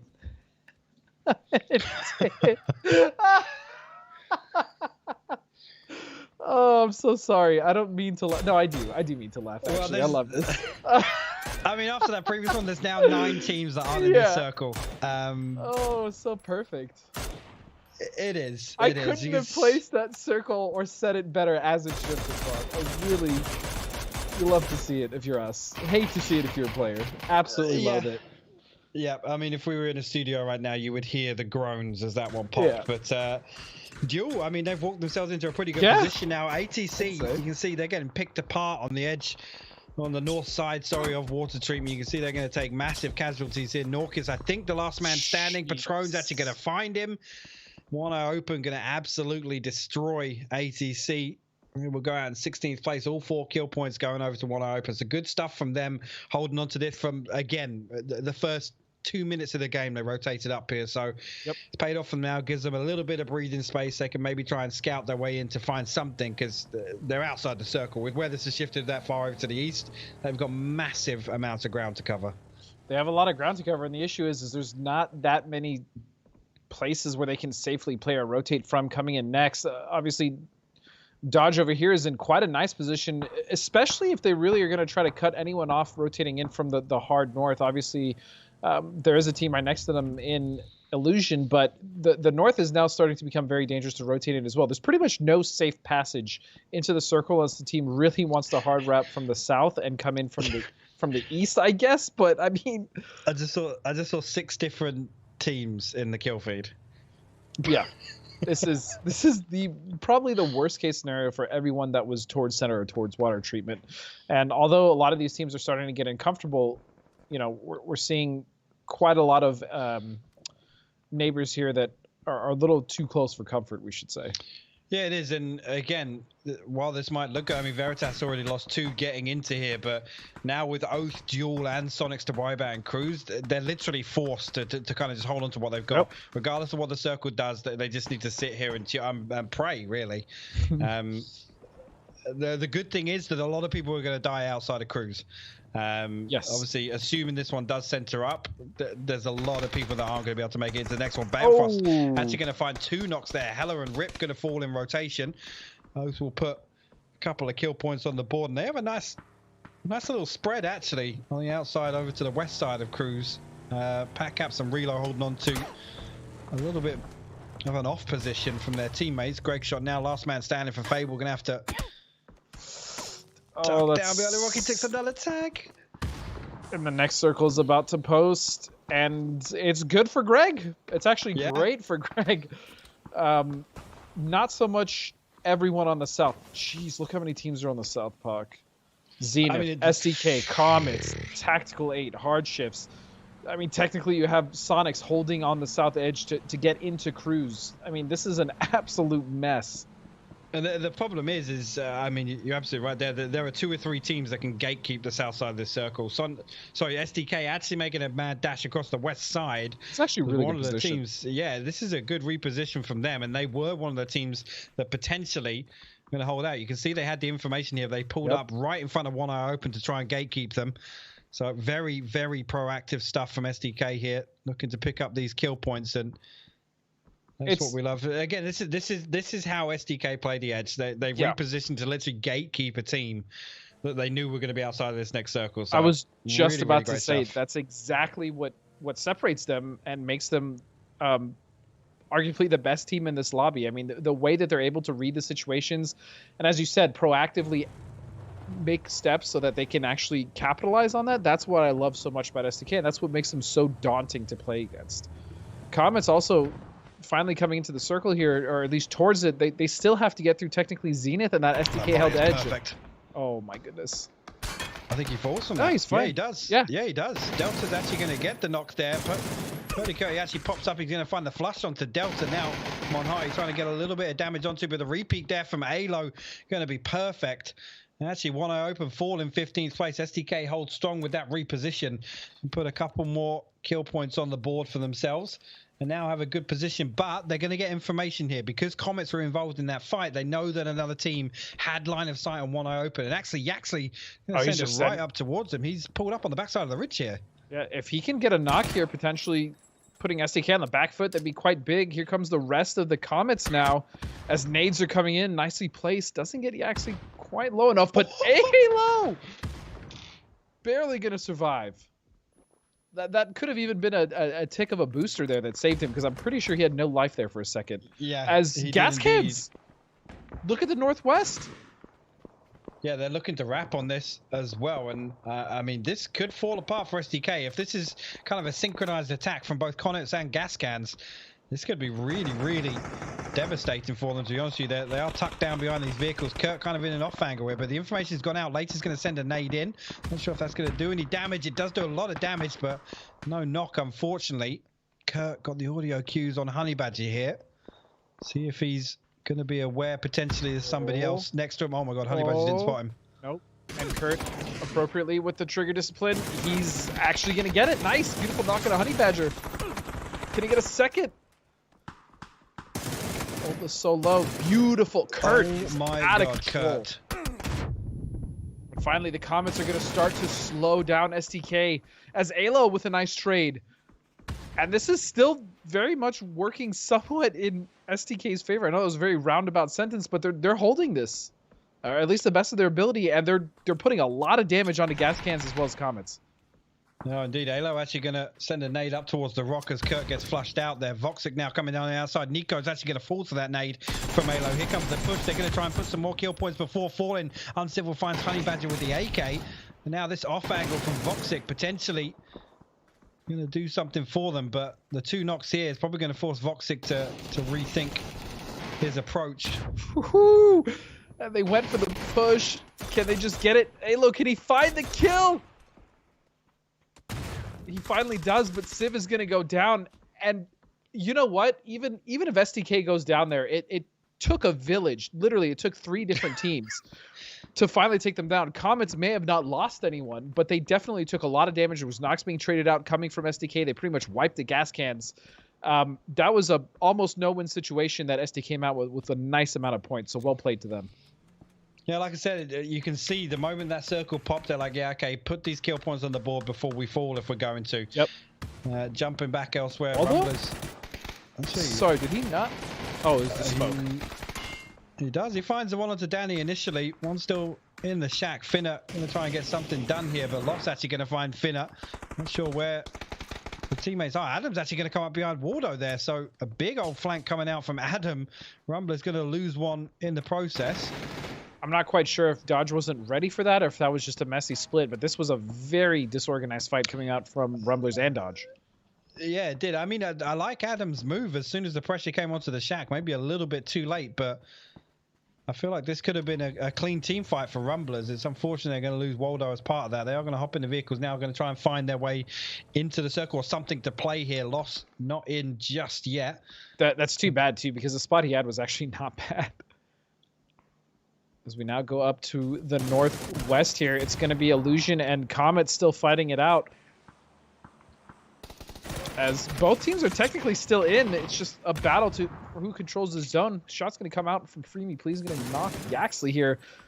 As it's just down to Vegas and Leda now.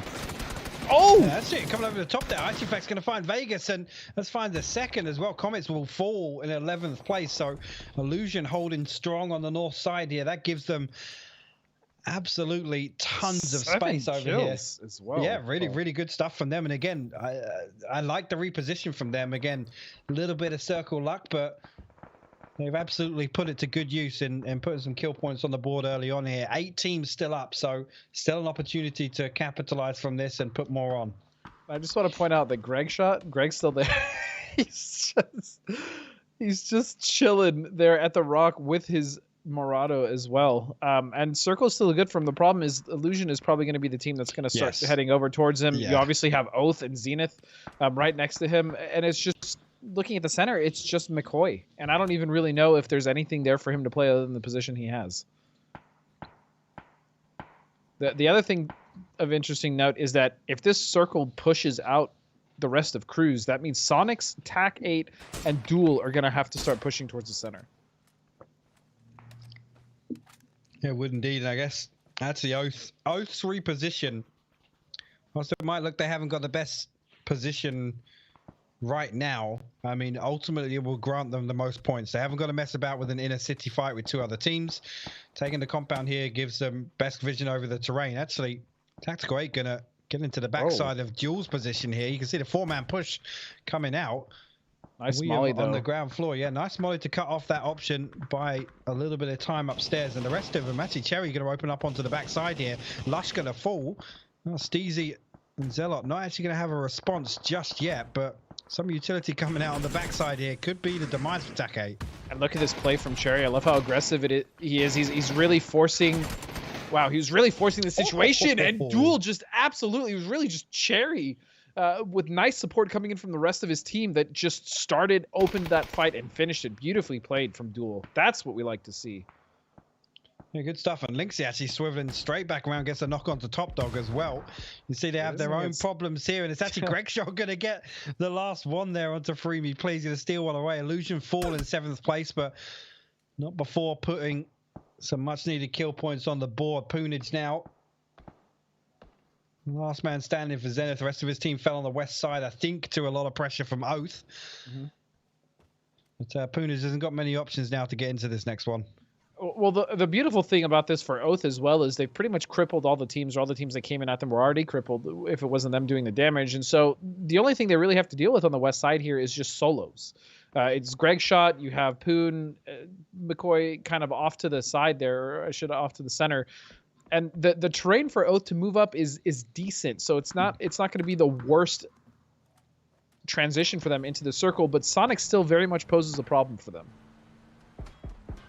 Indeed. Poon's actually going to get himself control of a Bronco and try and just send it against somewhere. He's actually going to get to the backside of the rock. And Snake is not going to let that happen. Yeah, Snake has landed the shot. And now, obviously, Gregshot's position given away. I expect Oath to try and clear him out here. Reload's actually sent it into the circle now. Duel looking to pressure into the center of this one. Where's it going to go to? It's going to pretty much pull back to them, actually. This is huge for Duel.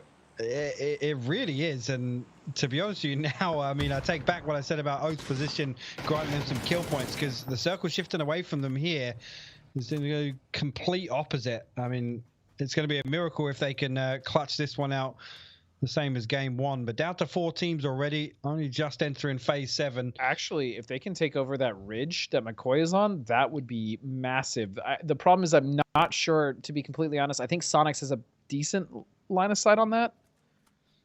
Well, it gets difficult. You have to play the north side of it for Sonics not to be able to punish you. So if Oath do wrap round to the north side here, yes, they will get control of a very strong position, and ultimately, you know, the closest to the center, you'd argue.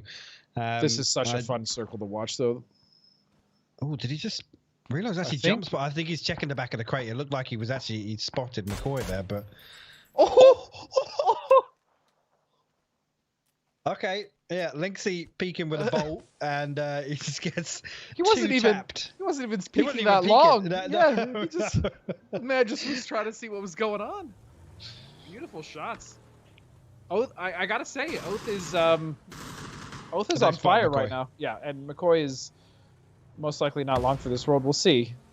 But if I was a betting man, I'd probably put my money on Oath as here they come. And really, it's about Sonics and Duel now and what's their play, because Oath has an overwhelming amount of control now if it shifts just slightly to the west. Yeah, they're going to deal with McCoy very, very quickly now. 5 kills, and you can see this is the area we're talking about. This is that ridge, and it's very difficult for Sonics to get out and pressure this effectively. Duel, yes, they have control of, you know, the buildings furthest into the circle, but I mean, look what's outside it. It's just flat terrain. It's going to be very easy for Oath to split along that ridge, just take head peeks, and it's going to be very difficult for Duel to stop them from doing that. And the other issue too is Duel really can't get the elevation they want going onto the roof of that brick, because they have to worry about Sonics, on top of the fact that Oath also could potentially win some duels that way. But you do see Lynxy just trying to get some information to figure out exactly what the next play is going to be for Duel. They're just going to hang out. It's really, I think the onus at this point is really on Sonics. What is their play? I agree. Relo's actually gone way out west of the circle here to try and find maybe a little ridge to play. He is back in the vehicle now. He's going to try and regroup, but yeah, going to be interesting to see how Duel approach this one, whether or not they're going to want to deal with Sonics proactively. They haven't been dealt with before they get forced into a scrappy fight, because as soon as that fight breaks out between Duel and Sonics, you know Oath are going to peak up. They're going to look to third party, capitalize on the chaos. And so far, I mean, it's really hard to fault any of the decision making that Oath has made, not only in this game here, but also the first game. They're really on top of, I feel like, scouting out and planning where they really want to play from, and they have executed that amazingly. As here comes Sonics now, finally making the push. They're technically in, but I mean, this is it. This is the final phase. We know exactly where that center is going to be, and it's going to be on the other side of the hill that Oath is on, which means that realistically, Oath doesn't have to do anything. No, it isn't. And just, I mean, I've got my ruler out on the map right now and looking at it. Duel and Sonics have to come out before Oath have to show anything on that ridge. So and they have complete control of it too, Pac. They have complete control of the ridge. What I want to see now is Sonics or Duel be proactive here, because I mean, it's going to be mutually assured destruction. Sonics 6 kills on the board. I think Duel have 5, so there isn't necessarily any pressure to put something up here towards the end game. I think both teams are probably going to be happy going out with the kills they have. If they can outlive the other, great. But when you make the decision to just play to outlive another team, you kind of just surrender in my eyes. Well, especially in the circle, because nothing was going to change really, and so it's just who's going to make the first move, and it looks like it is going to be Sonics. Could Sonics not wrap round to that, like the south side of the ridge there? They've got utility. They could smoke off and take a fight to push north along that ridge onto Oath. The utility is going to be deadly, but looks like they're going to opt to play just the underside of the higher ridge. Either way, the issue is that they're so pinched right now. They can't really commit to anything on the west because of Oath, and if they do want to make the play, which I agree is probably their only choice, I mean, they're still going to have to deal with the fact that there's elevation on the side of Duel, and they can just either get utility through those smokes or try to get some sprays. But it looks like Sonics is actually starting to posture towards Oath now. Yeah, here you go. Here comes the push. And this is exactly what I was talking about. Come down, take control of the ridge here, push north towards them. If they've got utility here, it could be deadly for Oath. Oath have actually stacked up 4 now. They're going to try and defend this push. But here comes the push coming out from Sonics. Now they're forcing it back. Tickleton actually going to find Pack Caps on the way in with a nade here. Sending a bit more utility back their way. And Duel haven't moved yet. They're not reacting off of this action over on the west side of the circle. The Sonics, they need to crest the hill now. They need to get control of space. That molly is fantastic. It's going to flush out Pack Caps, but no other damage going on. Belfast actually going to take control of the top side of the ridge here. This is really good stuff from Sonics. Yeah, it is, and now they're also shifting focus over to Duel because they know that they've heard all these nades, the shooting. Duel obviously has to move, and this is an absolutely chaotic ending to this game. This is amazing. It's 3 full squads. Excuse me, Oath now down to 1, down 1. But 2 knocks are going to come out, and that's it. Oath is gone. Oath is absolutely gone. Sonic's wrapping around now towards the top of the ridge to fight Duel. They're taking so much blue damage though, and actually and they both stepped into the molly. Oh my god. They both stepped into the molly. Wow, what a finish there. Oath again, arguably the team positioned to take that one, but I mean, as soon as I realized it, I mean, Sonic's pushing north along that ridge. There wasn't going to be an awful lot Oath could do to stop that. They'd have to aggressively overpeak and stop them getting to the south side. But really, really textbook stuff from them. And again, the fact that Sonics are able to time that in such a way that the blue ended up being a factor for the last member of Oath. Really, really good stuff. And I mean, eventually Duel made a push out. I would have expected a little bit earlier, but it didn't end up mattering. That molly finish is just amazing. That's absolutely perfect. It was a wild fight. I'd love to actually break that down another time. That makes for an amazing video. The way that played out, the decision that Sonics made to actually reverse the push, potentially going to Duel, going around to the Oath. It was just the whole thing. That was an amazing Grand Finals game. That's exactly what we expect from these teams. I honestly think that most of the teams on the field have leveled up. We're seeing a lot more proactive things from teams that we haven't seen before. And Oath, Sonics, and Duel really killed it in the end game. And I'm really curious to see what the desk has to say. So let's just get right to it, guys. Here is your code 47QJJY9F2X7V. Similar to PCS2, you can get a free voting coupon while watching select PCS3 live broadcasts. Redeem on the ad bonus / gift code section of the Pick'em Challenge event tab. And remember, codes are limited, so act fast. You can only redeem 1 free voting coupon per PUBG account. Just as a reminder for you guys, good luck to you. It's on the bottom of the screen. Now, that was a great game. It comes out with Duel on top. Oath, I will say, got third. Good job, guys.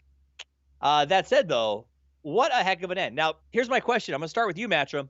Did Duel win that? Or did Duel sort of just clean up? Yes. Okay, to start off with, Duel had to defend location and harass Sonics enough to force them to move off into a different direction, which is what they did manage to accomplish. They were in a little bit of a disadvantaged position if we saw both Sonics and Duel have to step back down the hillside, which you can kind of see what Oath was kind of hoping would happen, because then it would just be a shooting range for Oath and points galore. Instead, Duel managed to harass and be like, Sonics, you don't want this fight? Enough for Sonics to go, okay, you're right, we don't want this fight, and instead circle back down through the low ground positioning. That's what afforded them that great positioning for the end game circle. So let's run the highlights so we can look at how that game went. Cameron, do you agree? Was that all master strategy by Duel to force the other two teams to do the work for them? I mean, I don't know if it was them specifically pushing Sonics to do that, but they absolutely capitalized on what Sonics knew that they had to do against Oath. So I guess if Duel being in the high ground of those two compounds, then I suppose I would say yes. But because we're watching the highlights now, there's a lot that happened in this game before we even reached the end position. And it really started with the fact that I think so many of these teams wanted to go to, thought that this circle was going to go to water treatment. We thought that phase 2 was going to at least stay center, maybe we go southwest, because we've seen that circle so many different times before. And on these highlights, you're seeing a lot of fights that are happening through teams that are still trying to make their way into a profitable position in the circle. There were so many teams, I think it was around phase 4 or 5, that like half the lobby that was still alive was on one single ridge on the southwest side. Yeah, Matt, I was going to ask about that, the southwest ridge in particular outside of Cruz de Valle. Why is it that everybody's stacking up there? Is it because they think that there's some sort of signal built into the game? I think it's just due to the fact that the way that everything kind of shifted off into position, a lot of teams couldn't maneuver easily. I mean, we saw so many fights just along those positionals. I can't even go through the list of them, but one of them that should stand out to you is, I believe it was T8 that was trying to make a push from that direction back over towards Duel, where they even defended that location early. So we saw a lot of entrenched teams having to fight and defend locations with kind of newcomers or straggling remnants of teams moving into firing lines. And that's just due to the nature of the beast, due to the shift that we saw that came into play, where a lot of the players were kind of off position whenever these circles kept popping off and the hard shifts hit them very, very hardly. It's an interesting point, and we'll pull up the leaderboard as we talk about that, but there's a difference here on Miramar. I feel like, Cameron, you often see teams limping into the final circle because it's easier to lose a random person while others survive. But having 4v4 before was pretty shocking. Ultimately, Duel comes out with the big win, 8 kills, but those top 3 teams all had 4 players going into the final showdown. That feels unique to me. I think I agree with you on that one. It definitely was. And even it's only been 2 games, but already we've seen so many more decisive fights. Even the team that, if they push on another squad, end up losing, there's a lot more confidence that I feel just coming out from my computer monitor from these grand finals, the first 2 games at least, compared to the group stage. And I hope that is what we're going to see throughout this entire tournament. That is not just a case of these 2 Miramar games sort of demanding that because of the terrain and everything. But I think that if this wasn't a hard shift game that swung all the way up in the direction that it did, that had compounds with 2 teams hanging out inside for as long as Sonics and Duel were able to, we would have seen a little more, as you mentioned, limping inside. Matt, last time I said I expect to see Zenith on the kill leads, and they didn't do it that time. This time, though, Punich comes in at 5, and speaking of teams that are showing some sparks, Zenith got 7 kills on that one, 5 on the last one. I'm feeling like maybe they're looking at top 5, top 4 potential. You're seeing a lot of teams that are kind of in that damage control, oh crap, we can't get to the circle, or oh crap, we're being gate kept, let's just go for kills instead. And it feels like Zenith is having a little bit of those woes that they're turning to their advantage through those team fights. I mean, whenever we're looking back over here, Punich coming away with some big fights. We saw Duel, naturally, there towards the end of it, but Cherry picked up several of those in earlier fights as well. Alo, team went out very, very early. Shoot to kill, I don't even think that they made it to Circle 5. I'm trying to remember off the top of my head. Yeah, they went out right before Circle 5, and still managing to pick up kills inside of it. And a big part of that is Alo, because I think they only got 6 in that round. Let's take a look at the damage, Cameron, as Relo comes out on top, the Oath lad. But Sonics, SDK, and then Duel is all the way on the back with 5th place. It's even damage for most of these guys, as you mentioned, Relo on top. And this should be unsurprising. Oath, Sonics, and Duel make it to the end game, and as Matrim mentioned, Alo, they're holding down the fort as best as he could for SDK to try and get those 6 or 7 points. I forget how many exactly it was before they got taken out. And it was that engagement that I was specifically referring to with so many teams on that southwest ridge. And that, I think, made it very difficult for SDK to take control of the area as much as they otherwise would have liked to, but nonetheless, still a good, solid hold. They're not up there with Oath and Sonics just yet, but it has only been 2 games, so I don't want to call a repeat of PCS2 Week 1 SDK just yet. All right. So that is the tops from the match. Let's go to the overall goodies. And that's what we want to see. Total leaderboard, our first one of the tournament. Oath is on top with 33 total points coming off the back of that Game 1 win. Sonics hasn't won one, but 26 points due to back-to-back top-notch performances, Matcham. Well, yeah, great performance coming out from 15 kills, 18 kills respectively. A team that I do want to point out are going to be Shoot to Kill, but also Illusion. Remember that this is the LLR team right now trying to roll it through. Walking away with 10 kills right now, holding down a pretty decent positioning. Sure, early rounds coming together, but they haven't made it all the way into the late game. It's just been kills coming up for them, so I've definitely got my eye on how they're going to be moving through these next couple of rounds. Cameron, let's talk about the teams in the middle. Rumblers, Zenith, and weirdly Shoot to Kill. The Rumblers and Zenith in particular, these are teams who, and Veritas, let's throw them in there as well. We could argue are probably on the cuff of, say, being in the top 4 North American grouping, top 5 for sure. Is this a good symbol? Obviously, it's a good signal for how it starts. Do you see long-term hope for these teams? I think the Rumblers, I think, have the best position right now, not just because they're actually literally the best position amongst those, 4th place, but because they're getting both placements and kills. It's only a couple of kills behind the likes of Shoot to Kill. It's higher kills than Veritas. And so the fact that they seem to be able to play games that get them both points is always very good, because you don't want to be like the gas cans that have, what is it, it's 75% of their points are all from kills, and they ended up in, what did they have? Like 14th place or something? Not 14th. It was a little higher than that, but not a great position at the end of the group stage. All right, let's take a look at the leaders for kills overall so far. Balefrost coming in on the top at 7th. Matchroom, talk to me about kills, and take us over to damage too afterwards. All right, Oath, we know this. These guys are rocking strong. Look at it. Balefrost on one end, Pat Caps on the other, all the other 3 sandwiched in between the 2 of them. Good performance coming out from both of these guys. Tiggleton, we know that this guy's always going to be strong, but let's be honest, hasn't been an explosive set of games. They made it into the end game several times for Sonics. I picked them as my prediction, but we haven't seen them pop off in the same way we've been seeing Oath pop off.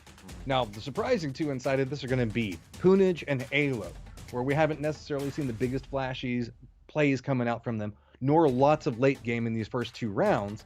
They're just becoming consistent forms for their team to pick up points whenever it's very, very needed for them, because they're having troubles making it into the circles. All right. Let's look at total damage. I know I said Matt take me to damage, but let's go to Cameron on this one. Talk to me about what's up here. Whoa, Tangled! Sorry, I saw the numbers. Go ahead, Cameron. Yeah, really big there for those first 2 games. Top 3, I believe, in both of them. It's strange how different this is from kills, though. It's only been 2 games. A single game can really obviously change a lot within that. So I'm more going to be paying attention to see how this transfer is going forward. We're going to start to see a little bit of convergence of the players across these 2 boards, but definitely Sonics and Oath, they're 1st and 2nd. So of course their damage is going to be up there, even if the kills aren't all fed into one single player like it feels like for SDK, like it feels like for Zenith so far. Let's talk about Oath for a second here, Matchroom. We watched them with the new roster. Obviously, they went through some changes. We see Wolf is coaching now for Team Zenith, which we'll talk more, I think, about that later today if we get a chance to, because I think that's a big pickup for them. Oath made the change. I felt like they were a little slow to start. Now, they're a team that does group calling, from what I understand, instead of sort of just having a built-in IGL. Talk to me about what it takes to make a team like that work and why it looks like it's finally starting to work, maybe.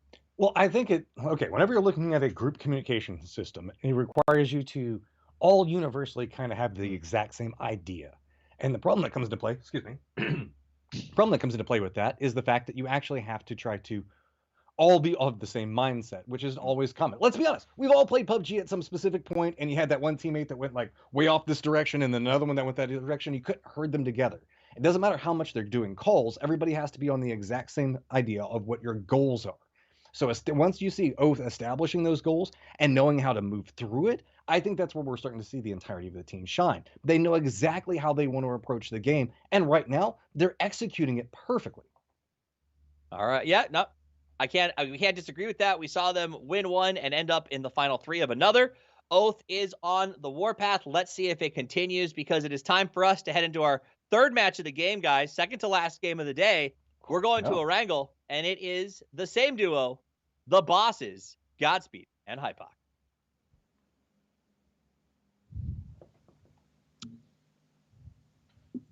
Thank you, gentlemen. Appreciate it. And as we head into the third game, thank you. I appreciate it.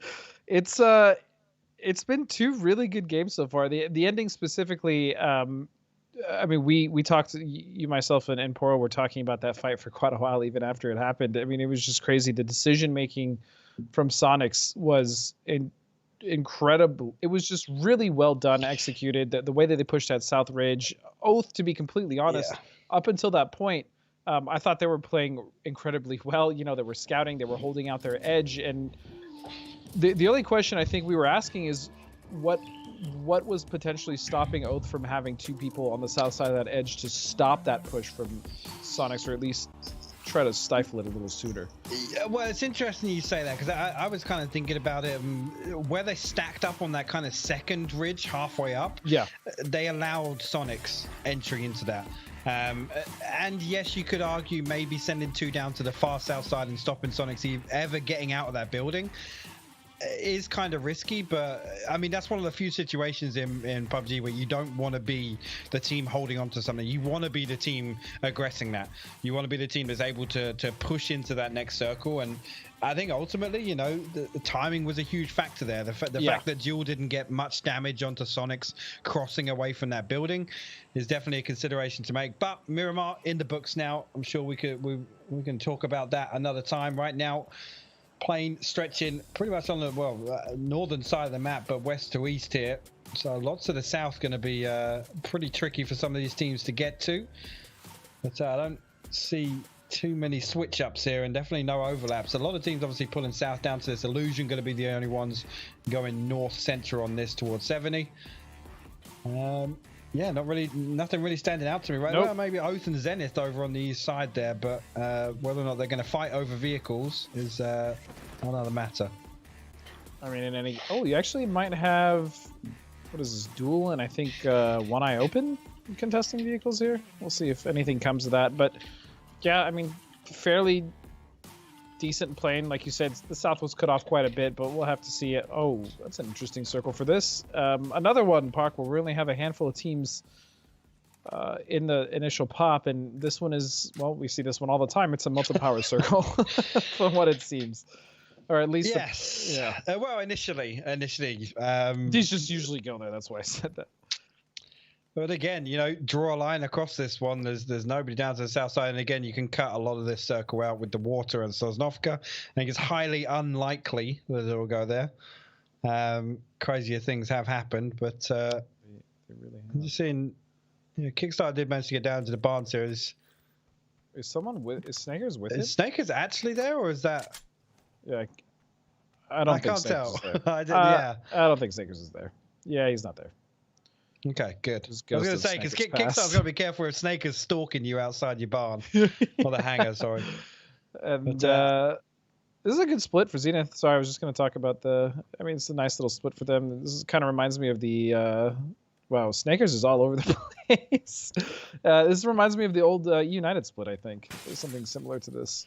Yeah, it does that. All the old Knights. Or Knights, yeah. You could also Knights were the first ones to really employ that split along the prison road, but definitely United in NA. And again, circles like this, if it does pull towards prison, obviously especially now with the changes in Erangel 2.0, there's a lot more viable space there to play. Yes. Especially in the early and mid game, if you're looking to pressure those rotations coming through, because it is pretty much one road through the circle there that kind of divides it north and south, but lots of space. Again, nobody up at Lumberyard just yet, so that's definitely a consideration to make for the mid game. Potentially some of these teams that are coming in from the outside, it's going to be very difficult to obviously center up on this. This is one of those circles we talk about where, you know, if you're not in circle 1 and circle 2 pulls towards Melter Power, we always see that massive rotation of like 10 teams just bombing it in vehicles. And it always culminates on that massive fight with people running down, getting picked off from Lumber going into like Monkey. You know what I mean? It's always that hill, and we see it every single time. And I'm gonna be honest. I mean, as a player, I hated fighting anywhere near or on Lumber, especially the yellows. It's not a fun place, in my opinion, at least. I hated fighting there. I think it's very difficult. You have multiple teams that have angles on that, and you can really kind of get trapped where you don't want to. And STK comfortably, looting South George. And it's interesting, Puck, real quick, to talk about actually the history of where these guys have looted. I mean, all the way back to when they were a different pair in Dignitas, they looted in Sev, and they've looted Yaz, and now they're looting here in South George. It is. It's and again, it's nice to see a team that has kind of variance. They drop Hacienda fairly central on Miramar, but again, historically, they were, like you said, Yaz, 70, South George. It's rare they ever get kind of good access to Circle 1s. Especially with, I don't know the numbers, but with how many Southern Circles we see on Erangel, time and time again. Quite a few. It's just all the time. So that's one thing that doesn't get talked about too much, is actually where they can switch up between that kind of well thought out rotation game and on Miramar, that early kind of dash and get their preferred spots. Erangel is where we see them much more often kind of do that sweeping edge. And again, last game of PCS1, what do? They didn't get any circles, but they kept just pushing down Lumberyard Hill, and they were just walking team through after teams. team. Yeah. And that's literally why they won, is because they just continued to push where they had to push. And that's also really impressive to oh, shots coming out for Huyn there. He's going to get tagged a couple times from all the way across the pond, it seems. But just real quickly back on STK, it's impressive that the fact that they don't get that many circles, because most of them have been south, or not most, but a good portion of them have been south, and they yet to still find that consistency, or they do find the consistency. That's what's so impressive with those guys. It's actually Veritas and Fabled getting into it on Fabled is in a lot of trouble. They're in a lot of trouble. Yep, there are 2 more knocks go down. Rip's already fallen. Hella sticking a first aid kit on the backside of the tree, but yeah, and this already is somebody out of the wizard. Yeah, already somebody out of the wizard they're gonna fall. Yep. Hella is not long for this game, sadly. I think that's gonna be a trip right back to the lobby. Man, Fable just get absolutely decimated. I mean, this is why it's called Death Road. This Shack Wizard combo with just this entire dirt road is notorious for teams going out early or just getting in fights that aren't beneficial in the beginning of the games. I mean, that place, Buck. I mean, it's always, again, that's a really good position for a team to kind of sweep along that. You can spread very, very thin, because come towards the mid game, nobody wants to be rotating across that. And again, if the circle becomes a factor, if Michael hits one of these shots, by the way, I honestly, I was listening to you, but I was really focused on Ayla's gonna crack Marcelik somewhere off in the world. Well, this is something I was just looking at, and STK actually managed to get to Cube there to try and stop ATC rotation, and then funnily enough, they've still ended up running into each other on the northwest side of the circle, over towards Volcano. It's always so good. We talked about this in the pre-show with Cameron and Poro, but STK have literally been stalking ATC's rotations, and again now in kill feed we can see that the fact that they're trading blows back and forth. There's actually ATC that's going to get 2 knocks onto STK here. Kurt and Uncivil fall. Luke 12 out on the side of Volcano Hill can't do too much to stop the flushes coming through. ATC might have the upper hand on this one initially. But Luke can definitely turn this around. At the very least, sure, STK is going to lose at least 2 members, but he's so hurt as well. Yeah, and he's got to leave Civ as well. That knock is going to mean that it's just Alo really left to fend for himself, and Alo's actually out of there. He's not even there anymore. So STK will actually lose very rare to ATC in one of the fights. It's usually STK that does the bullying onto ATC, but maybe they've had enough. Again, maybe a bit overzealous there, pushing onto the flat top, but again, it's just...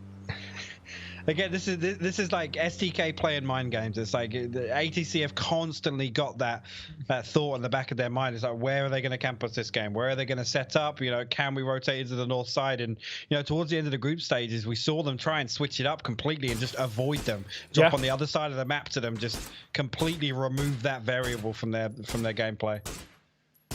I mean, and that's the crazy type of pressure that STK can also employ on you. And this time around, though, it does seem like ACC has, you know, this is obviously just one fight in a very decent sample size of STK coming out on top. We'll see if ATC can turn this around. Meanwhile, we are with Comets now, set up,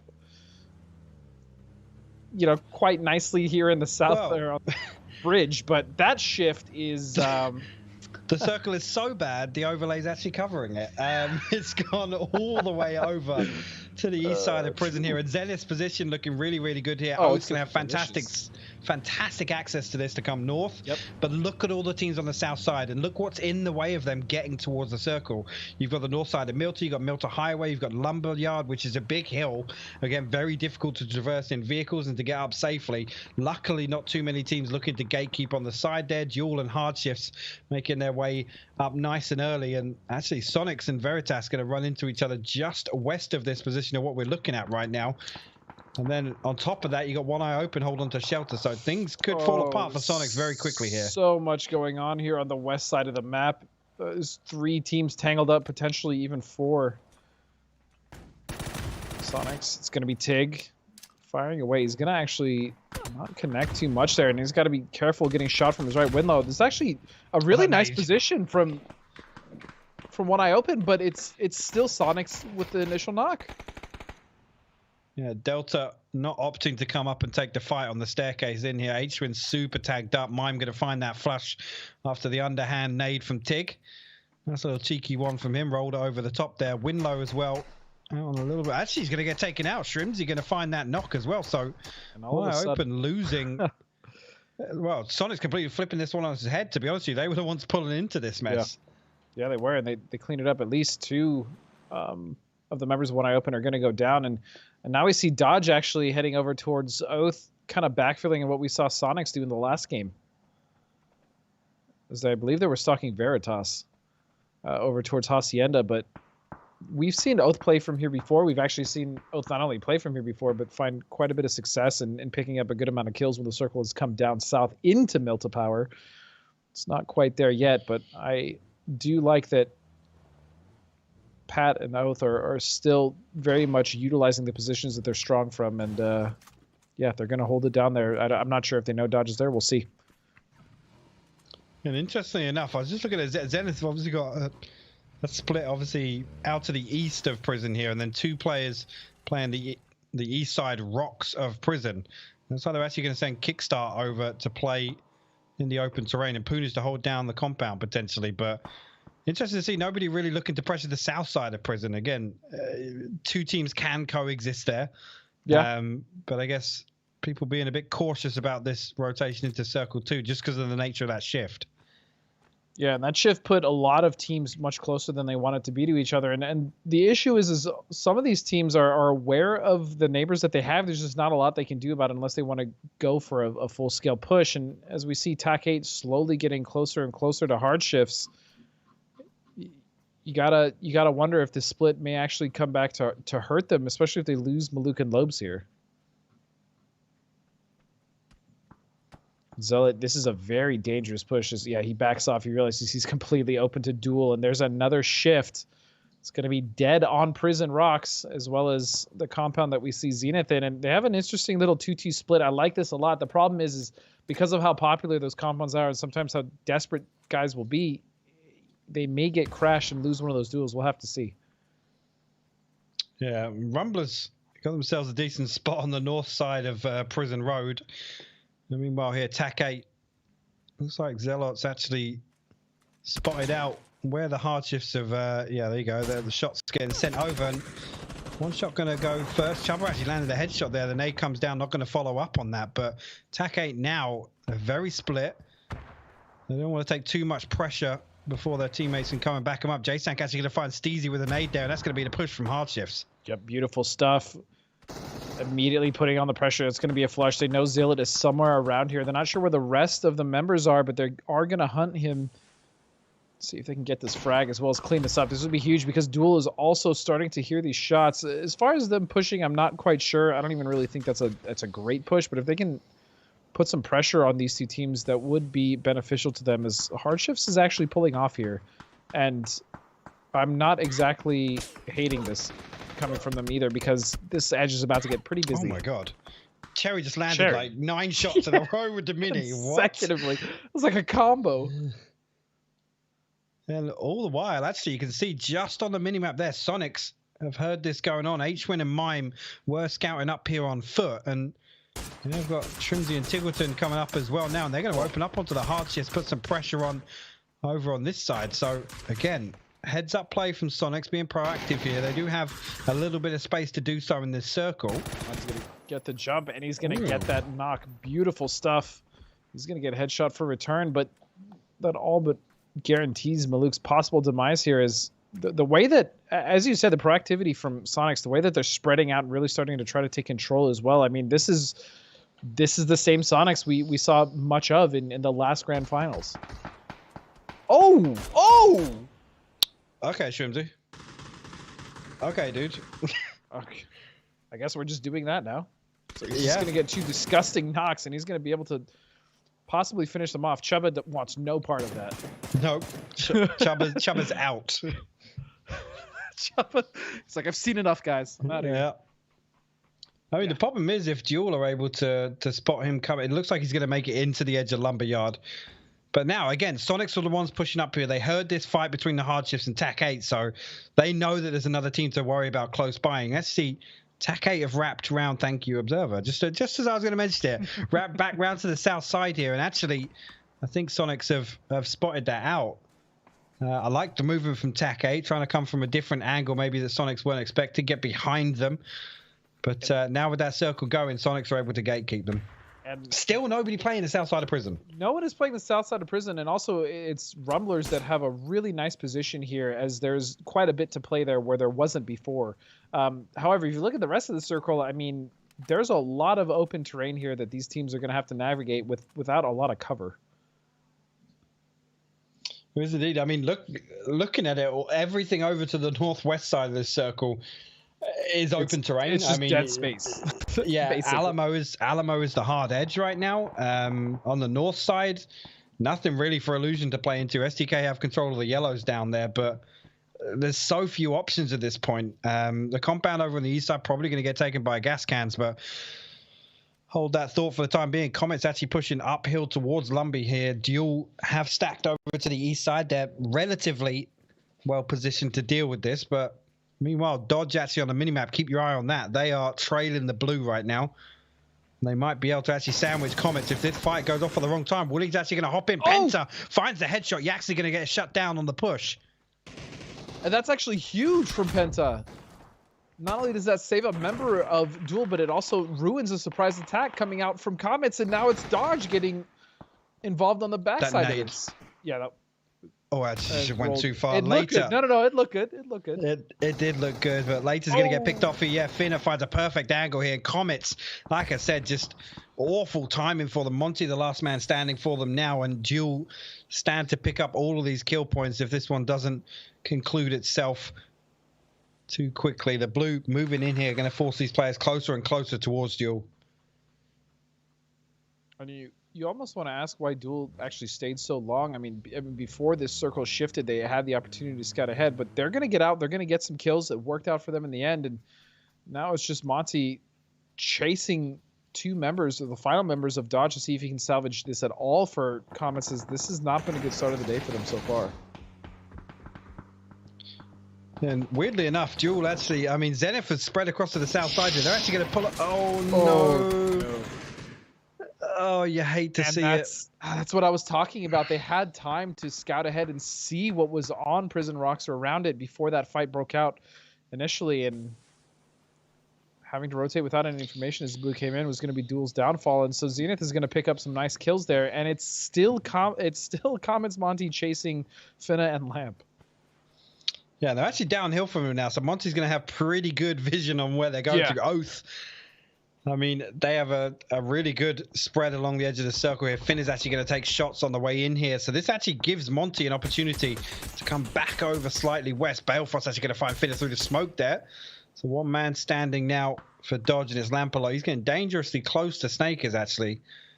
I don't know, he's going to be able to find an entry here. I also really actually just want to talk about this setup coming out of Oath. I mean, they've pretty much controlled any team that tries to come in on the south as well as the timing. The Snake has actually spotted him. Oh my god. Oh! Lamp still won it though. Oh no, Snake is a little bit aggressive with that peak there and potentially going to lose his life for it. Lampalot's actually going to fall to the blue, but the nade does flush out Snakers. Honestly, I just thought Snakers was going to laser him, but Lamp with a really nice little turn there is going to with the throw AK. things around. Yeah, with the AK, and just like that, you know, Oath is down to 3 players, and this circle actually just got really, really, really rough. It shifted all the way north, and just on the center is the Rumblers. And this is where this is going to be insanely difficult for most of these teams to get off of Prison Rocks, especially because they're going to be running into each other. You have Oath most likely going to run into Zenith unless they do a hard wrap to the west. You have Sonics about to fight ATC. In fact, I think that fight is going on right now, and it's going to be Sonics getting the hard end of that one. Yeah, Veritas with a say in that one. Does get a damage on the way in here, but Shrimsy now going to try and aggress his way onto the Wizard Tower. The molly is perfect. Jazza actually finds that knock, and some damage coming onto the upstairs there. Knock has got to fall away from that sharp shot. Ground floor, throws a nade out. Not sure if Tiggleton's going to be in a position to help him out with this, but Shrimsy has made all the way up onto the edge of the Wizard Tower. See what he can get done here. Goes for the peak sharp shot. Going to win that one. Shrimsy and flushed out immediately. Now Tiggleton, last man standing for Sonic. 7 kills on the board. Not the end of the world if they go out right now, because obviously I haven't really got to worry about the placement points too much if your worst game is putting 7 points up. That was a nice little angle. Actually, Sharp Shot had just was an off little peek, but Tig's still alive. He can potentially at least get another knock. I mean, his only play is to push this tower, and that's No, don't get a second. He's holding. He can see it. That's a headshot. My God. Dorcas. Tig's gonna go in. Does he have utility? He doesn't. There's nothing left. Dude, this is why you can never count Sonics out. If any of them are still up, even as a solo, they can still do damage. Tiggleton absolutely proving that right now. He's going to try and creep up, maybe just confirm this final kill. Again, 8 points, not a bad game, especially if this is the hand you dealt. Sharpshot's actually going to call out, and Dietrich's going to steal that one away. So, Norcus. Tig is actually in the best position here to hold out Norcus. And Norcus he gets sniped. Oh my God. If Tiggleton makes it into this is... No. Okay, good. Good. Good. And Veritas, the shots that came out, Dietrich and the rest of Veritas were... Sorry, Veritas have got 11 kills. Yeah. What? Okay. I mean, they've been just lighting up the kill feed as we've been looking at these fights left and right, and part of that was just cleaning up that fight between Sonics.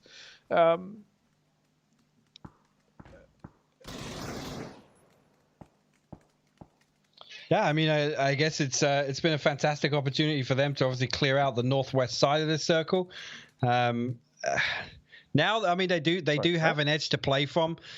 Some of these teams are going to struggle to get away from Prison. I'm talking about Zenith and Gascans. You can see the situation here. Shimboy down in the armpit of Prison. That's the rock that goes right underneath itself. You can get all the way inside that, and Gascans obviously holding on to the high ground. So don't expect them to be really aggressing onto each other just yet. Veritas still in the kill feed. Top Dog going to fall from distance. Dietrich's confirming Michael's kill out. And I mean, the rest of Illusion, you've got to say, face the same fate. And SDK is just, it's been down to Alo and Luke ever since that fight we saw in Volcano between ATC and themselves. And Rumblers, meanwhile, have been sitting here this entire time. They got an early position here, which was decent for a rotation if they needed to, but they haven't had to move. As Alo's going to go for the spray. Can he get 2? He almost gets Los. He's going to find 1. And that's it. SDK is now, they're known. They've been found. And so what is the play? Oh, my Michael God. just, okay. All right. Well, this is a big game for Veritas. I mean, they are racking up the kills, building momentum as well. This is fantastic stuff from them. This isn't really the Veritas we saw in the group stages, so coming out with some fire in day one here, and they're not done just yet. You can see Michael's going to flex all the way out here, and I think they're going to try and take active angles onto Rumblers here. The more they can spread in this circle, once they haven't got anybody pressuring them, the better.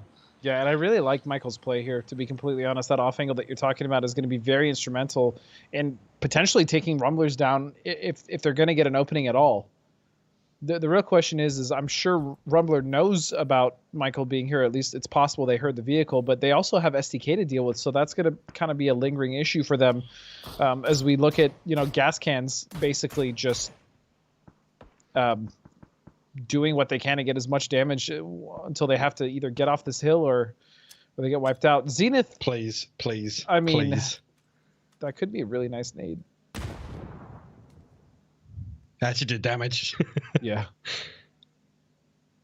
I mean, this is the issue when you do put yourself into prison, you don't really have a way out. There's no way out for Zenith unless they fight out. And I mean, look at the angles that Gascan is starting to get on them. It's going to be very difficult for them to make any moves. I mean, even with Rumblers and Veritas potentially looking at them. And that's all but a death sentence for Zenith. And Rumblers still cruising in the middle of the circle, but they do still have STK looming over them, as well as that off angle from Michael. We'll see if they use that. He's good. Actually here, Oldler's going to get picked off by Roth, and Veritas actually looking to pressure in as well here. But now, again, expect gas cans to just hold out Zenith here. Now that they've drawn blood from the gas cans, I don't think they're going to let them get into this next circle, Godspeed. No, and not only that, gas cans know that they don't really have anything to play, so getting these 2 kills as well as eliminating a team and guaranteeing themselves 4th and more points is I definitely think it's the intelligent thing to do here, and that's what gas cans are doing. Sure, you could argue they could be a little more proactive and looking ahead, but there's nothing for them to play there, Pac. No, again, damage control, get these points before you fall. Yep. Similar situation to what we saw with STK in the previous game now, and Nico's going to find, potentially find the head there of one, but Roth actually going to pick off Voxic here, and it's Keenan that trades that one out. Finally, Zenith will fall, but they've made it costly for gas cans. Again, not too many options, but even still, didn't look good. Yeah. Having one knocked and then having one knocked and flushed is not exactly the play, as Keenan is just going to auto that mini. He's going to find the knock on a Honey Badger.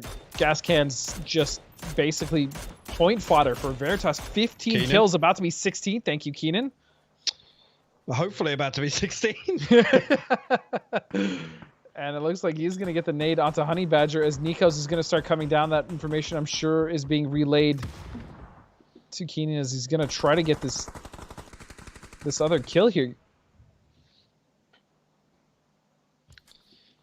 But what's just a matter of time for Nikos, to be honest with you. Veritas investing an awful lot though to pick these up. Yeah. Again, I don't want to see them tunnel too much. Not that they have anything to play into, but all the while, I mean, look for a ridge, look for a tree, look for something to pin a vehicle against. There's a crate inside. Keenan will find that final one. Veritas up to 18 kills now. It's disgusting. Just fantastic stuff from them. Again, they do have the opportunity to come in and take control of the center. If they still have those vehicles, build a fort around that crate. There's obviously something inside to play from, and the longer STK stay alive here, the longer it keeps Rumblers occupied. Yeah, it does. Luckily for the Rumblers, the circle did kind of push out STK a little bit, but Veritas is making their move. I'm sure that's what you were alluding to. And Rumblers, I mean, I don't know if the correct play was them to potentially try to get rid of STK sooner, but now they're in a situation where they're pinched. Yeah, I mean, they have to wait for STK to push them. They're not going to have the opportunity to be the aggressors in that fight because of Veritas' position. Michael's still a nuisance on the outside of the circle here. This is textbook stuff from Veritas. 7 kills for Dietrich, 3 for Michael, 5 for Keenan, 3 for Jazza, and ultimately looking to break 20 here in game 3. And they very well may. I mean, you were talking about Dietrich quite a bit in the pre-show, and I really do think that he was one of the players to watch. And I think fitting on this roster, now that they've had a little bit of time together, I mean, it's very clear that Veritas is here to play. And they have so much control over the circle. Nice headshot from Alo. He's going to actually find it onto Los. As Waldini he's looking for the second as well. Jazza, though, going to stop him. Going to get a little bit of a headshot onto him as well. I mean, the fact that STK is still alive here after all this time, especially with Rumblers knowing where they were, is yeah, it's crazy. Luke's going to go down to a nice spray by McCoy, and it's just Alo now. Look at that, though. As soon as that knock comes out, you can see Veritas. Look how active they are. I love it. Looking for any sort of entry onto this. Unfortunately, I mean, not really the easiest of pushes, and Lost staying as far over on the west as he is stops them pushing in the open terrain. Alo, last man for SDK, 3 of Rumblers, and then all 4 of Veritas here. Phase 8 closing in towards the start as we speak. Veritas, I mean, they just got to play time on this, but I know full well they want to go for the 20 bomb here. They want the 20 bomb. I'm going to be honest, I kind of hope they get it. I mean, they've been playing this game immaculately. They deserve it. And there's just, again, they have so much control, and the pressure is really starting to funnel everyone into Alo, but he's actually going to get mollied, and I think he's going to go down here. Does he have a first aid? Is it going to get off? He's going to survive. Turning mollies. McCoy's actually going to burn. They're taking a lot of damage off that one. Alo going to try and put some smokes down for him to climb out of this trench with. Jazz actually going to find Waldo on the way in with the Groza. Lots of damage going on to McCoy from that. Alo actually finds a knock there. McCoy going to have to do something here. Alo's actually going to find him. Alo clutching up here, putting kill points up for SDK. Veritas now in a position. They need this last kill to get to 20. 36 HP. Is he going to deny? He's going to take away the 20 bomb from them. Oh, no. So toxic. 19 kills and the win for Veritas. But like we said, absolutely textbook stuff from them. Just staying active all the way through the mid game. I mean, we didn't get too much of a chance to see what it was they were doing through the first couple of circles. But that northwestern position, obviously paying off for them massively. Yeah, and again, it's just the way that they played. It's the way they closed the space together as they all moved up kind of on that line. And that's just, you know, Puck, we know that roster can frag. We absolutely know that they can take control of the situation if we want to. We just haven't seen too much of it. So this is definitely the place to do it. This is a good start. And shout out to Alo and STK somehow getting into a little kerfuffle there with ATC in the beginning of Volcano. But even after losing 2, Luke and Alo were able to make it all the way to the end and even clutch that out and get second. That's classic SDK. You lose 2 people before Circle 1 even closes, you get a second place. Like, again, your bad game, if it's 9 points. Pretty good. It's pretty good indeed. Well, that's going to be game 3 for us, Pac. And it's, again, been a hell of a start to this grand finals. But let's head back to the desk before we go to the final game. Take it away, guys. Welcome back, guys. Without further ado, let's give you your code U47PUVKRNQ6S. Just like PCS2, you can get free voting coupons here while watching select PCS3 live broadcasts. Redeem the code on the add bonus / gift code section of the Pick'em Challenge event tab. Codes are very limited. They go very fast, so act quickly. But I will tell you, you can only redeem 1 free voting coupon per PUBG account. So once you've won, you can sit back and just watch the rest of the games and let somebody else get that piece. All right, now, talking about getting that piece and watching the rest of the games, Veritas, 19 kills. Insane game. This is a team, I think, Matrim, you brought up during the start of the shows today and said, if I had to pick a team that wasn't one of these 3, I'd pick Veritas because these guys could get a really good kill count. Thank you, Toffees. You just made my day. I was going to bring it up myself, but having you do it just makes it feel so much better. Veritas, yes, what you're doing right now, phenomenal performance. You saw the fact that they were regularly moving through different sections of the map, knew where the aggressors were going to be coming at, and always capitalizing on what was going on around them. They had good awareness, and they were paying attention to so many different things. Also, though, I heard everybody talk about a second ago in game. Shout out to Shoot to Kill. I mean, they managed to do a massive amount of damage control inside that last round. Not too shabby. Let's take a look at the highlights of that match and exactly how it went down. As we continue talking about that, Cameron, STK did put in work at the end and got deeper than we thought. Yeah, especially after that quick engagement that we saw. And while Matt was talking there, I was trying to look at the actual numbers. Generally, in engagements between STK and ATC, STK come out on top. They have 26 kills against them during the group stage compared to 10 ATC versus STK.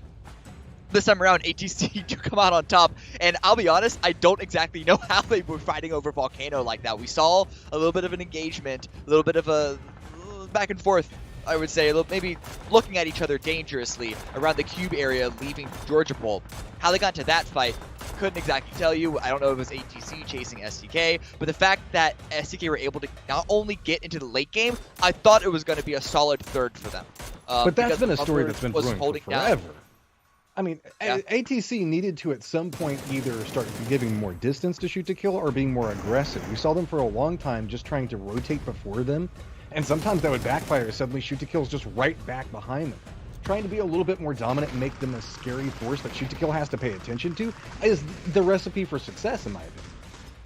Absolutely. I will also, let me ask you guys this real quick, because it was brought up in the pre-show that like ATC and STK see coming up against each other. They talked about STK causes trouble for ATC all the time. By the same token, last night in scrims, Poro was telling us that ATC was setting traps for STK and trying to cause them trouble. Again, they're bouncing off. So let me ask you this. In your quick assessment, we'll start with you, Cameron. Who is the barb and whose side? Is ATC STK's problem or vice versa? I mean, I think overall STK are by far the best team, but I think it's going to be ATC as the barb and STK's side, because you really wonder what they'd be able to do, especially when you're looking at their Erangel games, if they didn't have to manage that threat that is going to be rotating right next to them. Maybe we could see them have better eastern, southeast main Erangel circles, because we know that that's their biggest weakness. Matt, do you feel the same way? In my opinion, it used to be shoot to kill's favorite. Whenever ATC just wanted to give them space, I feel like the ball game is changing, though. Slowly and steadily, we've seen ATC start to be more and more annoyed based off the positioning shoot to kill coming in at. So where they always rotate along a similar path, now ATC is like, I'm tired of this. I'm going to mess with you a little bit, and I think that might be a little bit of an impact that's going to bite shoot to kill. It's not the time when you want the team to turn against you in the finals, right? So I think they hope they get another weekend of passivity from them. Let's pull up the leaderboard and see who wasn't passive. This is a plottable moment here. Veritas, 29 points. I feel relatively comfortable saying this will probably be the biggest single game of the 3 weekends. I hope somebody proves me wrong, because I love big games, but this is mind-boggling, Cameron. It's rare to see. Ever since the two of us established the 16K club over a year and a half ago, the amount of teams that have entered the 16K club have only gotten fewer and fewer, because kills have started to get stretched more and more across all teams inside a single game. And so a 19 kill game only comes around even less than once in a blue moon.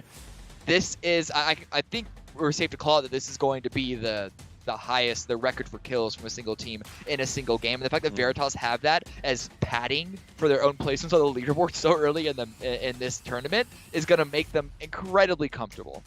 I think for this tournament, I think Valley 8 still has maybe the record, if I remember correctly, back in the day, but yes, we'll see. Matchup, lay it out on me. All right, so just a quick thing. Scumbag shoots a kill, making sure to get kills at the end so that way Veritas couldn't break 20.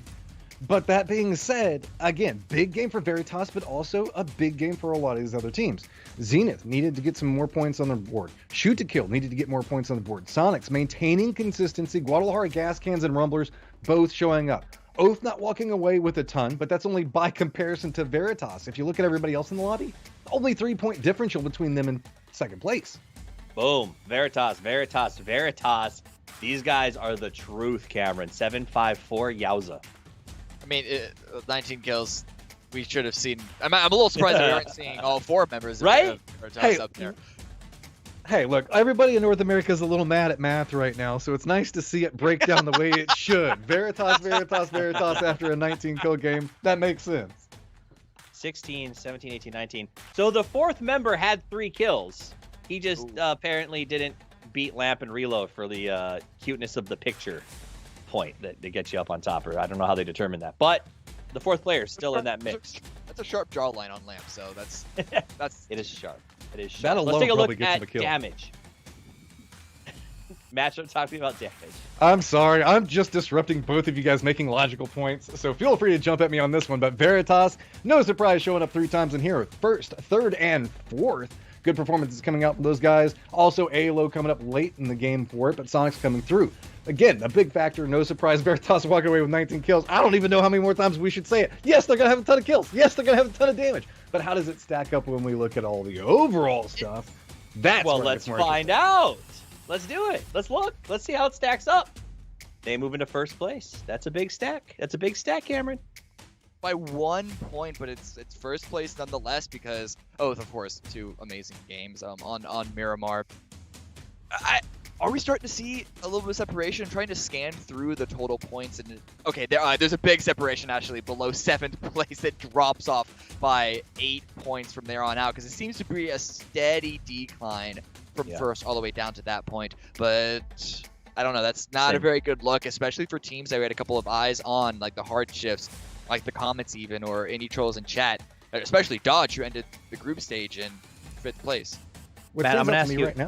Oh, I'm going to, sorry. I just keep jumping all over you, Topies. I'm sorry about that. But go with notice I got a question. That it's all about kills on the right side of the leaderboard. That's where almost all of the points that are getting any form of survival, with the exception of Fable coming into play there. On the other side of the leaderboard, it's a mixture of the two. Sure, okay, Veritas, Oath, you guys got a ton of kills, Sonics too. But it's really just a lot of damage control kills that are just trying to keep the right side of the leaderboard somewhat stabilized. So let me ask you guys a question. As we go through, we're going to look at overall kills. We're going to overall damage just a second. And we'll just roll through those because I want to have this conversation. I watched the Phase 10 podcast. I think it was yesterday, the day before. Great show if you guys haven't seen it.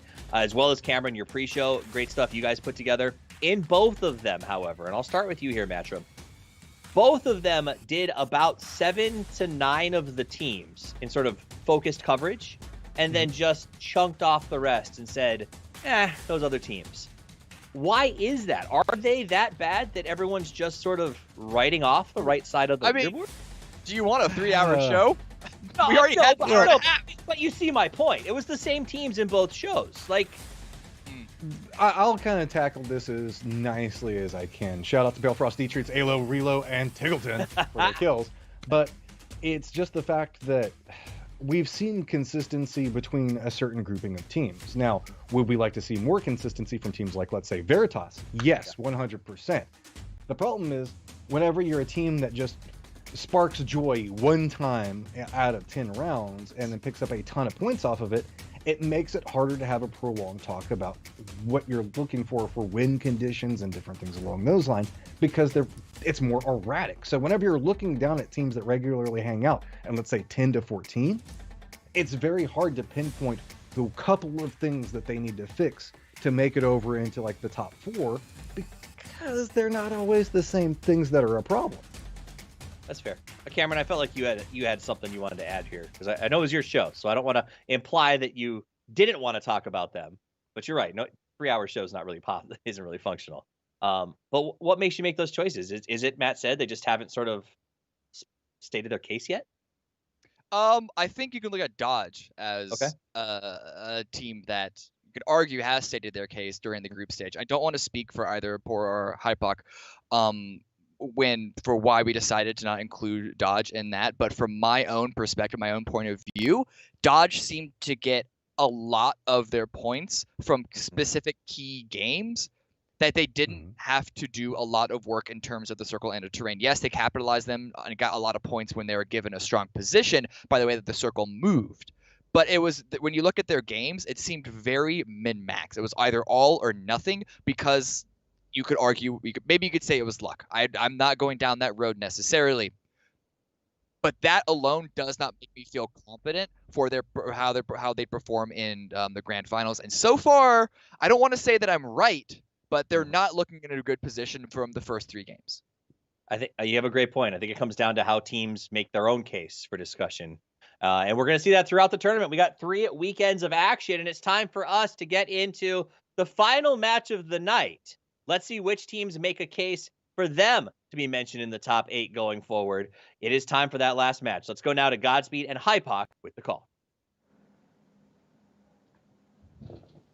Thank you again, gentlemen. It is the final game of the night. Poc, let me rack your brain. Thoughts so far on the day? I mean, we've had 3 intense end games. I mean, so far, for me, definitely, you know, Veritas stepping up. If that's the standard that they're going to set this early on, I'm excited to see Veritas go through the grand finals. On top of that, you know, Oath, excusing game 2, you know, really, really good end game push there and clutching up, to be honest with you. But yeah, just so far is just seeing the teams kind of hit a higher level. The group stages, things were a little scrappy, but there's a couple of teams now making a case for, I guess, the form to expect now for them. I'm hoping that, you know, the teams we've talked about throughout the course of the night can find that consistency, and this is what we see for the entirety of the grand finals. Yeah, and I'm inclined to agree with you. I think the overall level of play has been pretty big from some of the teams that we expected it to be, as far as the ones we wanted to improve. Sadly, I will say, as far as the teams on the bottom, Hardships is actually having a really rough go at things so far. It is just the first day. I want to remind everyone that it's not even close to being too late for any of these teams, let alone Hardships, but it has been a bad start so far. Yeah, it's always worth remembering, you know, PUBG is a marathon, not a sprint. Yep. But how often do we see teams just put themselves in a position where it's so difficult to capitalize in the final week? And again, you know, you got to take into account grand finals is a 4-game day. But that's also a factor for some of these guys, you know, teams that rely heavily on momentum or having a good start to kind of, you know, set the bar for them, and they can play a little more loose and maybe get a little more aggressive and creative with what they want to do. Hardships for me is one that's always been quietly consistent. So to see them having a bad start is actually a massive concern for me. Yeah, because that's the thing with Hardships is, again, they may not be the flashiest team. I mean, sometimes they've shown us some pretty flashy plays together, but generally, as you said, they are very quietly consistent. And if we're not even seeing that from them, that may be a cause for concern. Obviously, again, with just the first day, I don't want to read too much into it, but I mean, Hardships, I know for you as well. I mean, this is a team that I really love. I love watching these guys work. The fact that Chuba and Lobes have really stepped up as well has been great to see. But yeah, we'll just have to see. I hope it gets better for them. Seeing the circle, probably not, because wow, it's a Stalber circle for the most part. We'll see if this actually does head north. But I think every game we've casted together today, Pac, the initial pop has only had 4 or 5 teams in it max. Yeah. It's well, a good one to end on. I hope everybody's got their macro notebook set up on their second monitor, because this is one that's going to be tricky, especially with a funky plane. You know, there's going to be teams all over the place that, you know, wouldn't necessarily be the expectation. Oh my god, dude. Okay, Top Dog's on third knock already, and it's 2 minutes 20 seconds into the game. Please let him drive, thank you. Yeah, but he's gonna. Okay, it's moving on. Dude, Steezy's chasing him. Steezy. Okay. Steezy would be the madman with a pan in his hand chasing for a knock. Yeah. Dude, that was the messiest vehicle collection I think I've ever seen in my life. I think initially Top Dog, his chute obviously got cut because of the trees, so we got knocked to falling initially. Which, you know, happens, sure. It happens. But not often. But the double F tap to get in and out of the vehicle to then get run over by his teammate was the cherry on top. Was a little unfortunate. Well, speaking of Hardships, Pac, there they are. They're actually heading towards, STK territory, to be completely honest, here with the South Shores, but STK's not here, so it's actually going to work out for them. STK is actually in Fairy Pier, of all places. I actually like this because, again, Hardships reading into the situation. They're saying, look, a lot of teams on the second half of the plane, we don't even want to entertain that. We're going to get ourselves as far away, give ourselves some breathing space, decent amount of time to loot, whether or not, you know, you can take into account the extra minute and a half they've spent kind of getting up there. But I like this move from the Hardships, get themselves away from the chaos that is the west side of the map currently, as well, or the southwest side of the map. Potentially get themselves a better access to the circle, because that's going to be important here, is how teams choose to get into this circle. Obviously, there was only 4 or 5 teams in it to start off with, but again, it's so difficult to anticipate what teams are going to do in a situation like this because it's a bad plane followed by bad circle. People are going to be on the back foot from the get-go. And I do truly believe that was Maluk's big, beautiful brain making that decision, because they actually have one of the best rotations into the map now, which is, as you said, it's to the northeast. It's going to be completely free for them unless the team magically, hits up Severny. But even still, early fights. It's going to be Poon fighting Monhardy, and One Eye Open is also another team that has been struggling so far today, sadly, and that's going to leave them a 3-man very early in the last game of the first day of Grand Finals, as Zenith is just gonna clean this up. Maybe that's not Greg Shot. The map stuff is just killing me today. It's like, what is Greg Shot doing there, and why hasn't he shot yet? It's just to keep us on our toes, I guess. But a lot of teams actually prioritizing getting up here early, which is understandable. Again, with a circle like this, there's not going to be that many teams contesting center. So a few of the teams that were already in Circle 1 have made a mad dash kind of uphill. Rumble is still down in Yasnaya, but we now got Zenith, One Eye Open, ATC, Oath making their way up the East Coast. Veritas actually sending it all the way onto the west side of Stalver Hill. And, here's one member of ATC getting some hang time. That's Aguila on a 2-seater. Delta not landing any of the shots there, though. So we will escape with his life for the time being and regroup with Norcus. The other big thing about these circles, Puck, that are so dangerous is you can't really play center on Stolber. I mean, you can. Most teams opt not to. And so what that ends up doing is it pushes everyone, to the rim, and the edge just gets so crazy. You have team fight after team fight. You have third, fourth. Sometimes we've seen even fifth parties get crazy up on Stolber Hill. So it's pretty wild. I mean, even these rotations moving in right now, you see Zenith trying to pick off Dodge as Finna went ahead and he's already knocked. So Stolber circles are crazy. They're wild and they're very, very bloody, very quick. They are, and you make an interesting point, because there's almost no point trying to centralize on these Stalber circles, because that the majority of teams are going to be sweeping on foot. You sit in a compound, you run the risk of, if you keep getting the circle, you're just allowing teams to kind of get closer and closer to you. And how many times have we seen, games up in this part of the map just literally get decided by, what team gets given that edge in Circle 6. But hold that thought. Dodge actually pulling up onto ADZ here. Aguila holding onto a really cheeky spot inside the shack. Norcus going to find the first one onto Danny. But the backdoor peek from Lampalot going to shut that one down. And Aguila gets spot out as well. So Dodge going to pick up both of the kills here at the compound. ATC lose 2.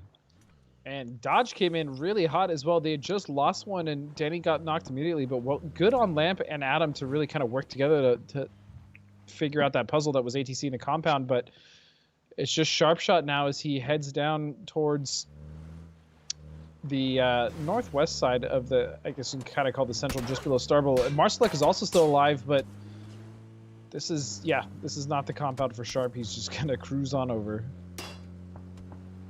He's snogging up. Again, just going to have to settle for something here. ATC the last two members of ATC very split apart right now, so probably just going to hold out, wait for some circles. I don't really think they're going to be able to regroup, to be honest with you. There's a lot of distance to cover. No, unless Marsalek does like a really wide wrap towards the east. I mean, he's still in threat of being shot by Oath, who is settled just below Dodge as well as One Eye Open. And moving over to Sonics now, I mean, they have a really free run up to Stolber here. They could actually completely sweep the north side if they wanted to. Could indeed. And again, being out on foot at this stage, it's a risk. It is. But on Stolber, it's not as big of a risk. At least in the initial stages, right? Because you're not going to have too many teams up here this early. But we'll have to see. Hardships, again, so far this game, the decision, as you called out, was great from them to actually just go to South Georgia. It's a good read on Luke.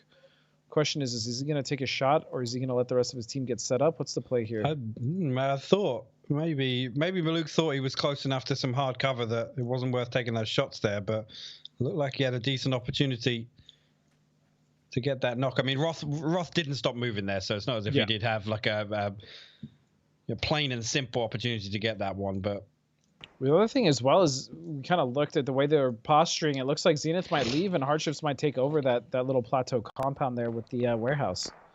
Yeah, well, with Circle closing in 2 seconds, I think Ross just getting ready with his 2-seater there to go Oh! wherever. It actually pulls all the way down Okay. to the southeast here. I mean, lots of space in the center of this one. If you look where it is, Oath probably going to dive back towards that compound, but lots of teams need to come back down and get back into this circle. Again, the Circle 2 shifts have been fantastic for us. They've been great. They've been so great. I didn't want to say anything, but so far these shifts have been a delight to watch. I'm sure an absolute nightmare to play, but yeah, I'll be honest. I thought this one would probably stay around Stalber as they normally do, but this one shifted very hard to the southeast, which leaves Oath, as you said, in probably the best position now on the map.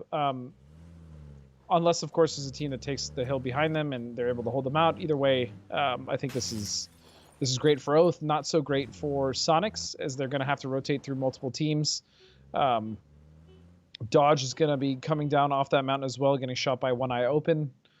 And Duel actually in an interesting position here as well, because it's quite central and pretty good. My question is, are they going to split the little one stories there, or are they going to just go 4 in the garage? And it looks like they're going to go 4 in the garage here, as we look at J Compound and Comets.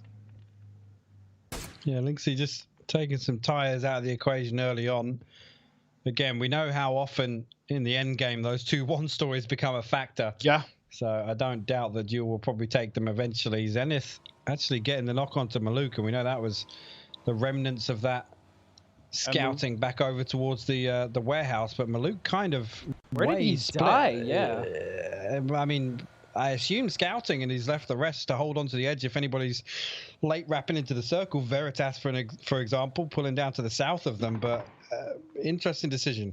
Oh, Rumblers and the gas cans are going to get into it, and it's going to be Nikos that finds Gaxi. Waldo going to find a knock in return, and it seems to be a pretty clean 2-on-2 at this point, I guess. I'm confused. Rumblers were in Yasnaya. Right. What are they doing down here? I mean, I guess they took a wide wrap down to the south, but Oldless is going to find Los, and now it's just Waldo and McCoy. And Los died a long ways away, so this is a really odd fight. Yeah, it really is. McCoy going to try and find that barrel spray, but does nothing but damage to the fence. You get one of the reses back off. Gaxi back on his feet. He gets the first aid off as well. So 3 back up now for Rumblers, and maybe going to be able to swing this fight back in their favor. But again, I'm confused as to why Rumblers have ended up here. Yeah, I mean, the only thing I could think is, again, they wrapped to the south because they had a good position even in the first circle. I don't know. They find themselves here now fighting gas cans as Oldless is trying to get different angles, and I'll be honest, Gaxi and Waldo here not really being as proactive as they could be to maybe get different angles, and that's allowing gas cans to actually trap McCoy. It's just Gaxi and Waldo just sitting in this yellow.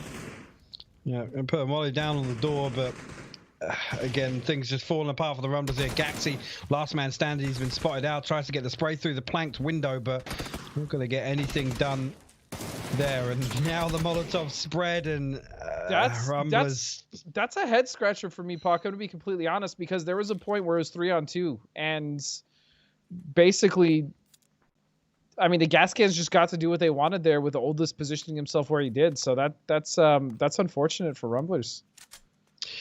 It is. Circle pulled back after that hard southeast shift back up to the northwest now.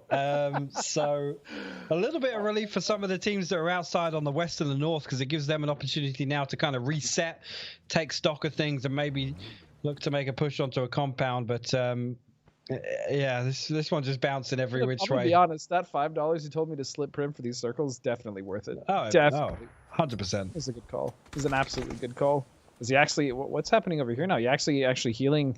Leta's been knocked. Oh, it's Duel. Duel able to hold then. Okay. Comets came across from the glass house. Actually, Pentagon to find the knock onto Yaxley there. So last man standing is Vegas, and Veritas are actually sending it straight towards the glass house here. He's got to get back outside. Is he going to look to defend this crash? He's actually coming back over to maybe try and get a kill point before going down. He's going to come on the outside there. Level 3 gear, but Keenan puts him down. Comets will go out in 15th place. They did look to pressure onto Duel there, and I think initially I saw a knock with the AWM in the kill feed, and maybe that was the go signal for Comets to try and take control of the flat top, but didn't work out for them. Look at this. SDK now coming from the bottom side of this hill that Hardships are on is Chuba maybe posturing to leave. I'm not sure if they're actually going to stay because this is the very edge. Obviously, they are going to have to move in a little bit. And I don't think SDK is going to back off this fight. It really just comes down to whether the fact Lobes and the rest of Hardships are, but nice shots coming out to Luke. He's going to have to heal. As this is not the best position for SDK because of the high ground advantage that Hardships has. Yeah, I mean, it looks like they're going to try and wait this one out and hope that Hardships gives something away to them. But you can see in the blue, Purdy. Oh my God, what's going on here? This has been a game of splits that have not worked. Let me tell you, Puck. Yeah, you could say that. And then Luke just killed himself with a molly. Molly? What's it? Okay. I don't know exactly what's going on right now. I'm gonna be honest. I've not been confused like this in a while. And it's not just one team. It's just the way that this circle is playing out. Obviously, it's bouncing back and forth, but this is posing massive problems for all these teams. Chubb is going to find Alo as it's basically a 2-on-2 here now between Hardships and STK. I mean, Circle shifts back this way, funnily enough. Uncivil with the bolt out, going to fall to the blue. Kurt actually going to peek over the top. He finds Chubba. So just one standing now. Is he going to go for this? Yeah, he's going to try and get Alo back on his feet now. You should be able to get it. Oh, no. No. Sorry, Alo. Good night, sweet prince. Duke of Wales. Lobes is actually still surviving. He's getting shot by, I believe, is Zenith. I don't know, man. I just... Duel this one's been hard to follow. Yeah, Duel is actually going to finish off the gas cans, and that should be a nice little chunk of kills for them coming out of this. That compound really paying dividends for them. They are going to finally have to move as the circle is once again shifted to the northwest. I don't know what's going on anymore. It's out of control. Veritas going to be able to find their way in here on the south, and they actually have a nice little ridge to play right in front of them. The biggest issue is Oath, and I'm curious as to what they're going to do. Because Veritas can play this. They can, yeah, and they can play it late as well. That's the important factor. Duel trying to get some pressure into the backside of them. Oath now making their transition in from the east side, but you see here Duel trying to send shots up. They still have 4 up, so they do have a fighting chance if they can get some damage on the way in the kill feed. Actually, Zenith who are holding on to that pivotal position on the dog leg in the road. They're getting picked apart by 2 different teams right now. Duel looking to make their move. Let's see what they do. Oath have actually managed to get themselves into the bottom of the valley here, and they're actually forcing Veritas back. They're actually going to get one of the knocks. Duel need to get something going here, to be honest. Which is really interesting, actually, just to talk on that point, Pac, is because Veritas was playing that late specifically because they could see Oath or another team do that, but it's actually going to work to their disadvantage now. Indeed, yeah. I mean, Oath going there early is a big risk, but right now they're being allowed to stay here. Well, that's it. As I say that, Cherry finds a pick off on the extremity of Oath way out in the open here. It looks like Veritas is going to try and steal that one away, but Duel going to keep wrapping around to the east and try and find a way in here, maybe crash onto the bunker. But Dodge with their split, it's going to be difficult. They need to pick a team fight here. At the minute, they're settling for a really bad position on the edge, to be honest with you. Yeah, I mean, 6 kills, they just fine early, but this is talk about being stuck between a rock and a hard place. I mean, they have nowhere to go. Those tires are gone. So anything that they want to accomplish as far as gaining ground is going to have to be done on foot and with utility as well. Meanwhile, it was actually Duel that did bail out Veritas in the sense that Oath was doing quite well and holding them back. And jeez, Balefrost, will you relax? First the Mini and now the SLR. It's not like it doesn't have any kick either. Relax. God. No, lots of pressure going over towards Veritas right now. Zenith, after taking a lot of damage, Shinboy last man standing. I mean, they pretty much just got picked apart down this one story here. Does shift back this way again, gives Veritas an into this next circle. Oath need to have a get out of jail plan for being down on the low ground there. They still got Duel to worry about though. Duel still lurking on the edge of the blue. It's a big factor for them as we're on board with this 1v1 between Marsalek and Shinboy right now. The Molotov comes out. Neither of them are going to go in the front door, but it keeps him pinned in there for the time being. Veritas gets some damage onto Shinboy. And he hears it, and yeah. Lobes maybe going to make an appearance there? Nope, Lobes is too far away. I thought he was a little closer, but Marsalek's going to hold off the push there from Shinboy, and he's going to get the kill as well as the elimination. And now here comes Veritas. You were talking about it. T-treats. Beamed. Out of control. So far, I think the player that's... I mean, we already knew D-treats was super impressive, but he is really finding his form so far in this Grand Finals, and it is damn impressive to watch. And it's good to see. I think D-treats is nuts. And there it is, Oath, starting to get rid of Duel, as we knew that they were in a really tough position. Dodge as well in a position to potentially punish, as we see One Eye Open starting to drive through, but where are they going? Yeah, it's going to be difficult again. I can't help but think, you know, in the previous circle when they were going back and forth, they would have had an option to pull up on Dodge, but now Cherry and Pence, the last two standing. Dodge now holding on to a pretty good spot on the edge here. And Adam can afford to leave their puck because, I mean, that's not in. If One Eye Open wants to come in over that bunker, they're going to be wide in the open. Why did Pence just cancel his first stage? I don't know. Maybe got a tag from elsewhere. I'm not sure. It's a freebie for Danny there. Cherry did actually get a knock onto Oath, so keep an eye on the kill feed if he can do anything else before falling. One Eye Open, as you said, they're going to push up towards the bunker entrance over on the trenches here. And you said Adam's already given this up, so giving One Eye Open a little bit of space to push into the open towards him. You can see Adam's actually got a prime position, but meanwhile, Keenan and D-treats. Oh my God, they peek over the top. Oath, like shooting fish in a barrel. They will fall in 9th place. 8 teams remain now. I mean, I'd hate to correct you, but this is more like grenading fish out of a barrel, I guess. Fair. There was no need for that correction. I apologize, Park. Anyways, What I... Yeah, absolutely right. Like throwing rocks at fish. There you go. There it is. One Eye Open now. Again, in a really rough position that they weren't in. Adam gave this up because he knew that eventually they would have to push up in the way of Dodge, and that's going to be an easy cleanup there from Adam and Danny G. Patron's also going to get knocked, and it's just down to Delta. And 0 kills. Unfortunately, they haven't really been in a position to capitalize, and so realistically, they're looking at the placement point that they're going to get unless they can make something happen. It's really just Delta. If he can maybe get Patron up, I'm not even sure. No, it's surprising Dodge are giving them the opportunity to get this res. I mean, Veritas flexing down to the south side. If Dodge don't get him, Veritas will. And again, just look at how proactive Veritas is. Michael's pushing off to the west side of the circle. Keenan holding anchor down in the southwest. D-treats and Jazz are over here looking to pick up some kill points. I'm hoping... Okay, I was going to say, I'm hoping they don't... Oh, my... As I say that, as I commend them, Lobes finds Michael up on the west side, and actually... Jazz are getting knocked down here by Delta, so they are going to collapse back onto this side, hold on to what they've got. But again, it's that willingness to go out and find control. That's what we didn't see from Veritas last time. Actually, Delta going to get D-trees down. A fantastic spray with the 3x. Now, Veritas got to be careful.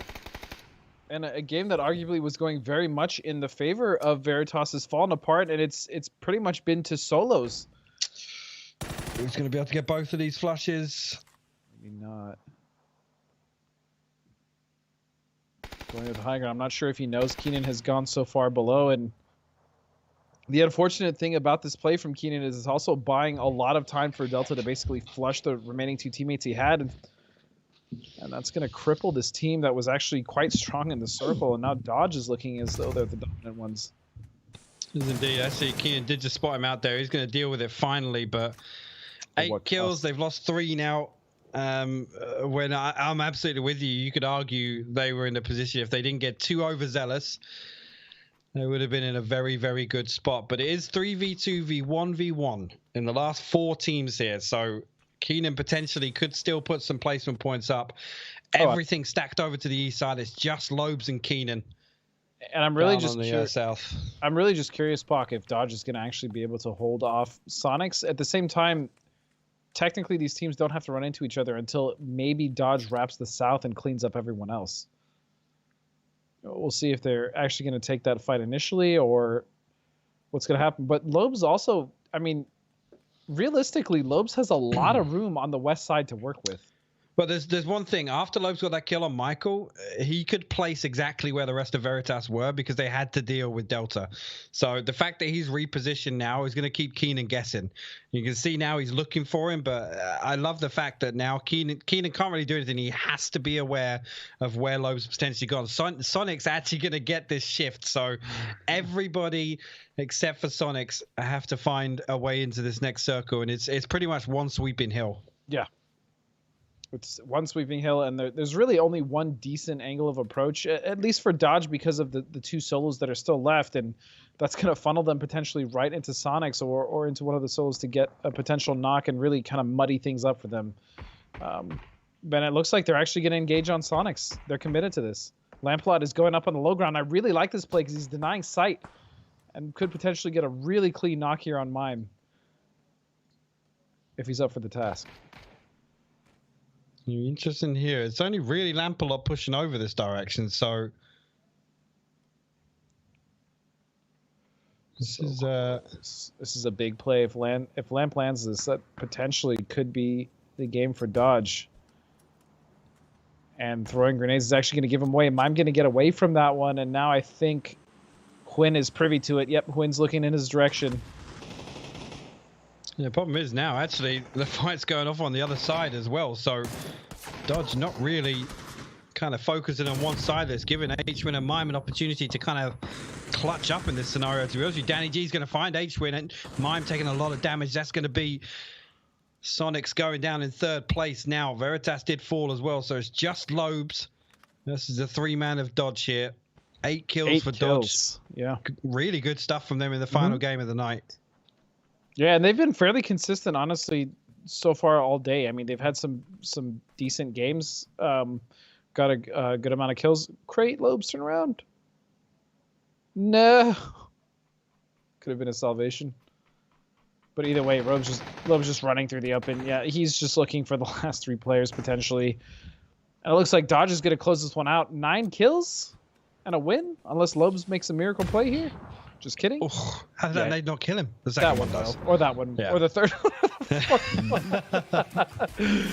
So that is going to be it. Dodge winning the final game of the day. And I got to be completely honest with you, Pac. This has been one hell of a grand final start for PCS3. Yeah.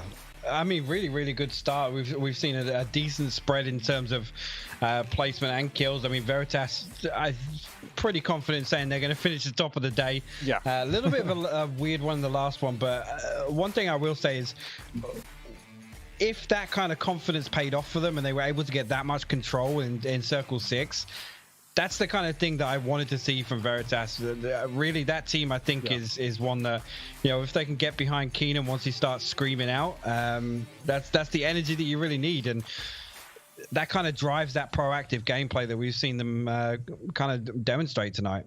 Yeah, and I honestly think a big part of it was, again, what you guys talked about in the pre-show was the personality changes. People that can actually deal with that type of leadership on a team. And I think Michael and Jazza have been honestly great in filling that position. But that's it for us, Pac. It was a pleasure as always, man. Love working with you. And yeah, let's head back to the desk to close out the day, guys. Thanks so much for tuning in. We'll see you next time.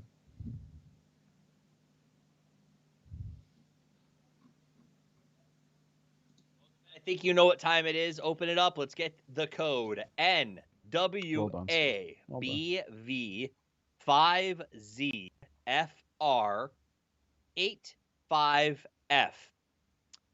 Similar to PCS2, you guys get free voting coupons while you watch select PCS3 broadcasts. Go to the ad bonus / gift code section on the Pick'em Challenge event tab. Codes are limited, and you can only redeem 1 free voting coupon per PUBG account. So get on that. Also, I want you guys to know, I used to struggle with pronunciation, so these letters is really kicking my bum, but I think we're doing okay. All right, that was it. Last game, we had some fun. Dodge got the win. Let's run the highlights as you guys get a chance to talk about it. We'll start with you, Matchroom. Talk about this match. Oh, Toffee, to start off with, I feel for you, dude. Like, anytime I have to do the host stuff and they make me read the codes, I murder it, and you're doing a great job. So, thanks, man. It was just a lot of dodge inside of this, even at the earlier stages, a lot of very mixed up fights, and I think that's just due to the nature of the beast, where we're seeing a lot of damage coming in phase 3.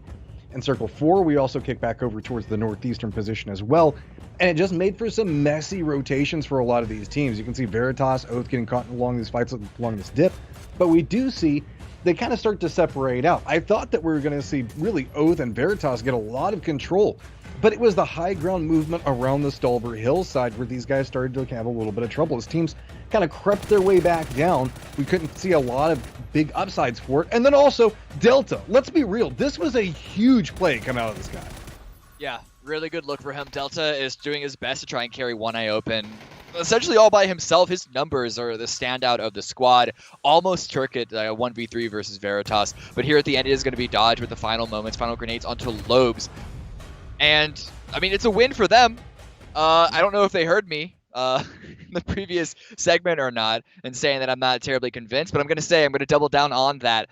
A game like this sort of just proves my point. They didn't have to move all that much. There was a lot of chaos, as you mentioned, with the rotations once we saw the shift go towards that East Stalber area. But once they're in sort of that inside that compound, they weren't forced to do all that much work. 9 kills it's still within the average range, but it's certainly on the lower end of that average range of kills for a win. I mean, if you really break Dodge down, Matchroom, and I don't want to take away from them because it was a good win, they get good wins, but they get them, as Cameron sort of brought up, when they should get them, right? They get these good positions early on. They play it very well. They end up with 8 to 10 kills, but the games when they shouldn't win, they really struggle, which it makes me feel bad to say that, right? Because you shouldn't win it, but teams like SDK and Oath do pull those out of their backside sometimes. I will say... Okay. Yeah. I just want to say real quick, because I did call that Sonics was going to win that, even though it was a 2v3, but it's like that Sonics had the high ground. So I do want to give big props to Dodge being able to take that high ground away from Sonics, the way that they fanned out, didn't allow Sonics to really get any control despite them having the high ground, and some good minor use of utility as well. But again, I'm not trying to say that they have to be given the circle right up until the very end. They're able to capitalize once they're hitting these late game positions. It's how reliably are they going to be able to get into the late game positions? Well, going back to what Toffee was talking about, whenever we're looking at with Dodge, that's part of PUBG, man. Whenever you have a plan and it's an easy access plan, like here, I have the circle, I just have to kill people as they come close. That's the easy part of PUBG. The difficult part is, I've lost one of our members in rotation, we're separated out, we've got 3 teams around us, and the circle just shifted all the way across the world.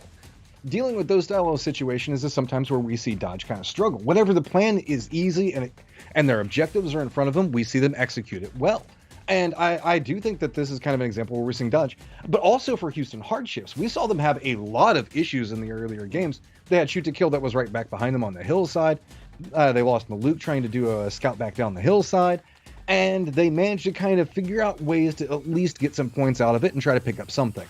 But the key factor takeaways from me are Veritas having another big round, mostly due off of kills, because we can see Dodge, Houston Hardships, and Veritas, as well as Duel to a certain degree, managed to pump out a lot of kills and dictate a lot of this game.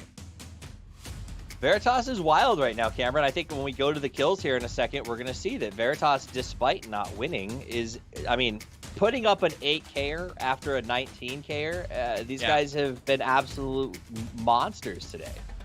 Yeah, it's a bit of a spread there. It's only D-Choots and Veritas up with the kills at top 5, but it was a very hard push coming up from the low ground like that with so much open area from the area pushing in through taking the building that the Zenith had actually just forfeited over to ATC, and then also taking out Oath. They weren't able to make it into the top position here, but still, solid day for them overall. You know, as we look at this matchup, in the green room just now, we were hanging out with Poro, who'll be here tomorrow. We were chilling with us during the downtime.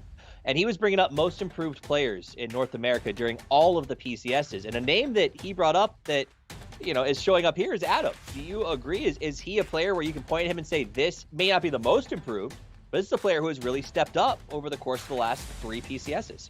Well, it's hard for me whenever I look at Adam because, like, I still remember, like, back in the day whenever Adam was playing in North America before the NPL started up, and he was a big factor for a lot of victories for teams that he played on.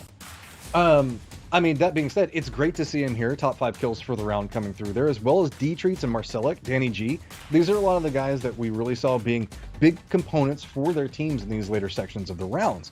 But the question comes into play is whenever, how consistent is it going to be whenever we switch over to looking at damage? Because it's great to pick up kills. I mean, we've talked about this beforehand, but whenever you start to see a big shift away from that, so again, shout out to Marcelic and Adam for being consistent on both, that shows that they're a big component of their team successes. Whenever you kind of see low damage with kills, that means that sometimes you can just kind of tap it in or steal a couple of kills, and that's no disrespect to the people that are doing that. It just doesn't seem to be as influential to me in this case as whenever you're a damage dealer and a killer. Interesting. Let's take a look at the damage up here right now as well. Cameron, Lynxy in first place. That's a player that I think you had a bit of a divergent opinion on during the pre-show. Do you want to talk a little bit about that? Lynxy is a really solid player, and we just didn't see the numbers be brought to Duel from him specifically when you want to compare it to Cherry and Pentalol. And yes, those are both 2 players that can be very difficult to try and match in points-wise. But the point that I think I was trying to make was that Lynxy, if he can step it up, that could be the final push needed for Duel to enter like the extreme tier 1 North American PUBG. And with good damage out from this round, but Duel are looking really good this event. They're going to get overshadowed by Veritas because of how good they're playing, but this is definitely a really good start for Duel. I just have to say before we move on, though, I always imagine anytime H-Wing gets a kill, that's the face that he makes. You know, he's just like, yeah. Like, I don't know what it is. That's just the mental image I get every single time he gets a kill. So you're saying that it looked like he just got a kill before he took the picture. That'll be Exactly. interesting. Can't even get away from the computer long enough to take a photo. Let's take overall leaderboards. Veritas, 52 points to kick off day 1. These guys came to play not just because of a 19 kill win, which was awesome to watch, but clearly everything else they did today. 20 placement points, that gives them the most placement points compared to anybody else on the board. Cameron, they're the top killers and the top placement team. Is this as big a deal as it feels like it is to me? Yes, in the long-term story. Okay. What in long term? What do you mean? Like over the course of PCS3, does this mean like Veritas? They weren't on my list for top 3. I mean, yeah. So this is, I think, a really big comment for Veritas. It shouldn't be too shocking that these players are performing at this level, but I do agree that it was a very big step up immediately on the very beginning of Grand Finals because we know that they're a really solid team. We didn't see them deliver at this level during the group stage. So to start off this hot is amazing for them. Amazing to see for us who are trying to get some new blood and see if anyone can take a win away from what I've been calling the triple crown of SDK, Oath, and Sonics. I want it. I want more of it. Veritas, bring us more blood. Bring us more of these firefights. We talk about the same teams a lot. I have to say it's very refreshing to see Veritas sitting in the #1 position and kind of making trouble for teams like Shoot to Kill, Oath, and Sonics that we regularly have to discuss. Seeing a team start to gel together and function in this fashion is what I have been begging to see from this team for so long. And my only concern is sometimes we see the one-day flashes of brilliance out of teams. Veritas don't make that feeling happen to me whenever I'm watching tomorrow. I want you guys to continue scaling up, and I want you guys to be a contender all the way through this. Yeah, I need to not harsh my vibe and just 100% just keep coming back hard tomorrow. Let's take a look at the overall stats, Cameron. We're going to open up with the big kill leader, D-Treats. Yeah, unshocking. It's not really too surprising. What? I consider it shocking at the start of the day. What? What's shocking? If you had told me at the beginning of the day D-Treats is going to be the #1 overall in kills, I think that's kind of shocking. Well, no, I'm saying after seeing these all 4 games to see Veritas be sprinkled through, I will say I think the one standout here is going to be Alo on STK. And looking at this, I think it's fair to say that he is the one piece that is keeping them in this top ranks. There's an argument that the circles have been very unfair to SDK. They are not alone in that because these circles have been as chaotic as a lot of us were saying at the beginning of the show that we wanted to see. But SDK have been one of the few teams who have been at the brunt of that almost every single game. So that's no knock on them at all, but it's really good for them that Alo is here to sort of keep them hanging on without falling too far behind. This is, despite them being lower than expected, this is not a repeat of the first week of PCS2. It's a good point. They are the lowest team out of all those represented on the list. Let's roll over to damage and see if Alo can keep it going inside of these charts. It has been a lot of SC chaos for these guys as they have had to chase circles. They've had some tough situations. Yeah, to be in third is pretty cool. But yeah, I mean, that's the telling feature for me, just like Cam was talking about. Shoot to kill, not their best day. Okay, also historically, shoot to kill sometimes needs a little bit of time to get information. They're a thinking team.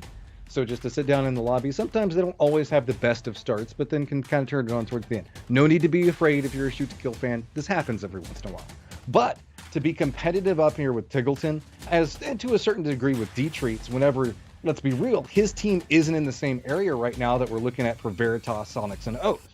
So that shows the fact that he is star performing for shoot to kill. Now that said, D-Treats, man, D-Treats, give me more of this massive damage output coming out from him. He is a big component of what Veritas is bringing up right now. We saw Keenan as well being a big factor, but D-Treats right now, the dude, whatever he did today, do it again tomorrow, eat the exact same things, wake up at the exact same time, just replicate everything that happened today.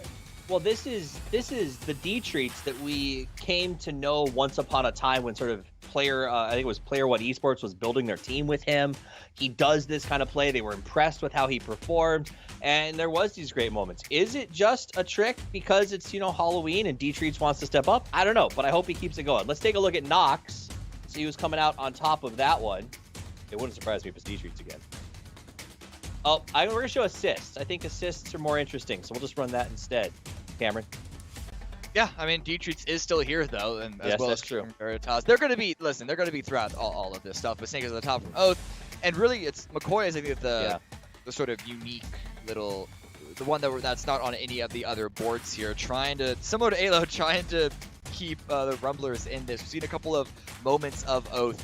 Unfortunately, Rumblers sitting around 8th place, a little bit precariously as well. It's they're right above the big points drop off. Right below them is Hardships in 9th with an 8-point difference there. So they're still hanging on in a very similar way as shoot to kill. A big shout out though to Snakers and Keenan. Whenever you're inside of the systems that are functioning around like lots of kills and different things along those lines, making sure like you're the team that's following up big damage on the specific callouts. Not always necessarily getting the kill, but being a big component inside of the team fights. I feel like that's where we often see Snakers and Keenan be very, very involved. And sure, whenever we're looking at these overall stats, that's fine and great. Like, look at the total kills and everything else like that. But it's always a team environment. It's the IGL that gets you to the position. It's the other players that are trying to get as much damage out as possible to make sure that whenever everything goes down, the people are dead. Sure, somebody's walk away with a lot of kills in that situation, but it takes everybody functioning together to get to that point. I mean, that's kind of something we don't get to talk about as much as we'd like, Cameron, is we talk about the big Blazers, right? The Tiggletons of the world, and then we talk about the IGLs occasionally. But the people we don't talk is not the, should I call them support players, Cameron? The guys who do what Matt said, the ones who are there to make sure that the damage is being done, that they're watching the flanks, that they're taking care of the team. Does that exist? So, it's if you're looking at the term support, if you're coming from, let's say, a class-based game or one that has multiple characters. They're not Crystal Maidens by any means. Yes, no. They don't have like a heal ability to get you back into full health across the map. Hey, Tim, here's your first aid, man. But there is actually, now that you can throw items to each other, but there is a conversation to have about a player who is outputting damage and a player who is there to fill in the positions that are there, as you mentioned, like watching flanks, or to make sure that no one is sneaking up behind them, or even if you're looking at the ability to scout ahead, or just trying to hold on the point to let, like, I think Sonics is a really good example of this. It almost feels like Shrimzy is like the solid rock that any team that has him can play around him so well. H1 is there on the side with a flank position, outputting a lot of damage from his own right, though, so that's where the whole supporting thing is a little precarious, though, because other people in H1's position, you would argue more of a support. I think he's more of a secondary carry. But from Shrimzy and then even Mime a little bit allows Tiggleton to just go off and absolutely run rampant, not having to worry about a single thing other than look and kill.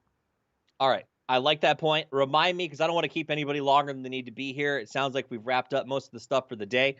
Tomorrow, though, when we come back, Shrimzy in particular, and the roles that some of these players play on the team, mentality, value, etc. I want to hit that. So come back tomorrow for sure, guys. We're going to talk about some of that stuff. Guys, before we sign out, though, I want to get your final thoughts. This was the first day of PCS3. This is the big show. It was a hell of a day. We saw some amazing games. Give me your final thoughts, Matcher.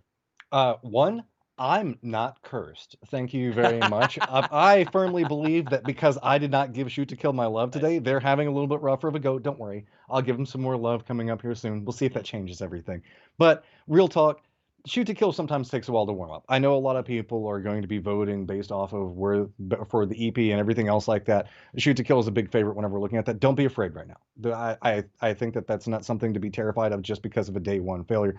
But, well, I wouldn't say failure, but not massive success, I guess is a better way to say it. Yeah. On the counter side to that, Veritas, man, I want another top team in North America. And right now it could be you. Make it you. Cameron? Yeah, I have to echo that point about Veritas. They looked really solid today, no matter what position. They seemed comfortable playing anywhere, everywhere, center of the circle, edge of the circle. They're just dominant on so many different positions that they were playing at. And yeah, they only got one win out of the 4 games with 52 points, 11 points ahead of second place. We've only played 4 games. That's a huge advantage for them. They have 7 kills over second place in kills overall. They're looking very, very solid. Can't wait to see it. I look forward to see what tomorrow brings. I still am hoping Zenith steps up to challenge Veritas for that 4th place position. Let's see how it goes. But for now, guys, I want you to settle in for a little story. It's story time, okay? Here's the good stuff. Hidden among the clouds is the mysterious and treacherous plateau of Paramo, home to the untold secrets and a very active volcano. This small-scale map will be a true game changer with dynamic lava flows and locations that change every time you drop in. PUBG Season 9 is available now. #Discover Paramo. Go there, play it. It's the best. Before we leave, though, I want to show you the schedule going forward for day 2. So let's take a look at that right now. We are back tomorrow at the same time at the same place. Make sure you check it out because we definitely want to see you guys again. I also want to give a little shout out. Day 2 for the Asia group is starting up, as you can see right there on the list, tomorrow morning. So make sure you tune in to the crew over there. We'll be bringing you all the action before we come back in the evening. That's going to be a lot of fun. So make sure you check it out. Guys, that is it. That is all the time that we have for today. It has been wonderful spending the evening with you. We know you have other things that you could be watching and have probably been watching nonstop for a couple of days. So we appreciate you taking a little break to hang out with us. From myself, from Matchin, from Cameron, from Hypoc and Godspeed, who are here, as well as Clover and Poro, who will be joining us tomorrow. We appreciate you hanging out with us. We hope to see you again. And hopefully we brought you a little bit of a break in all of the chaos. But until we do see you again, play more PUBG.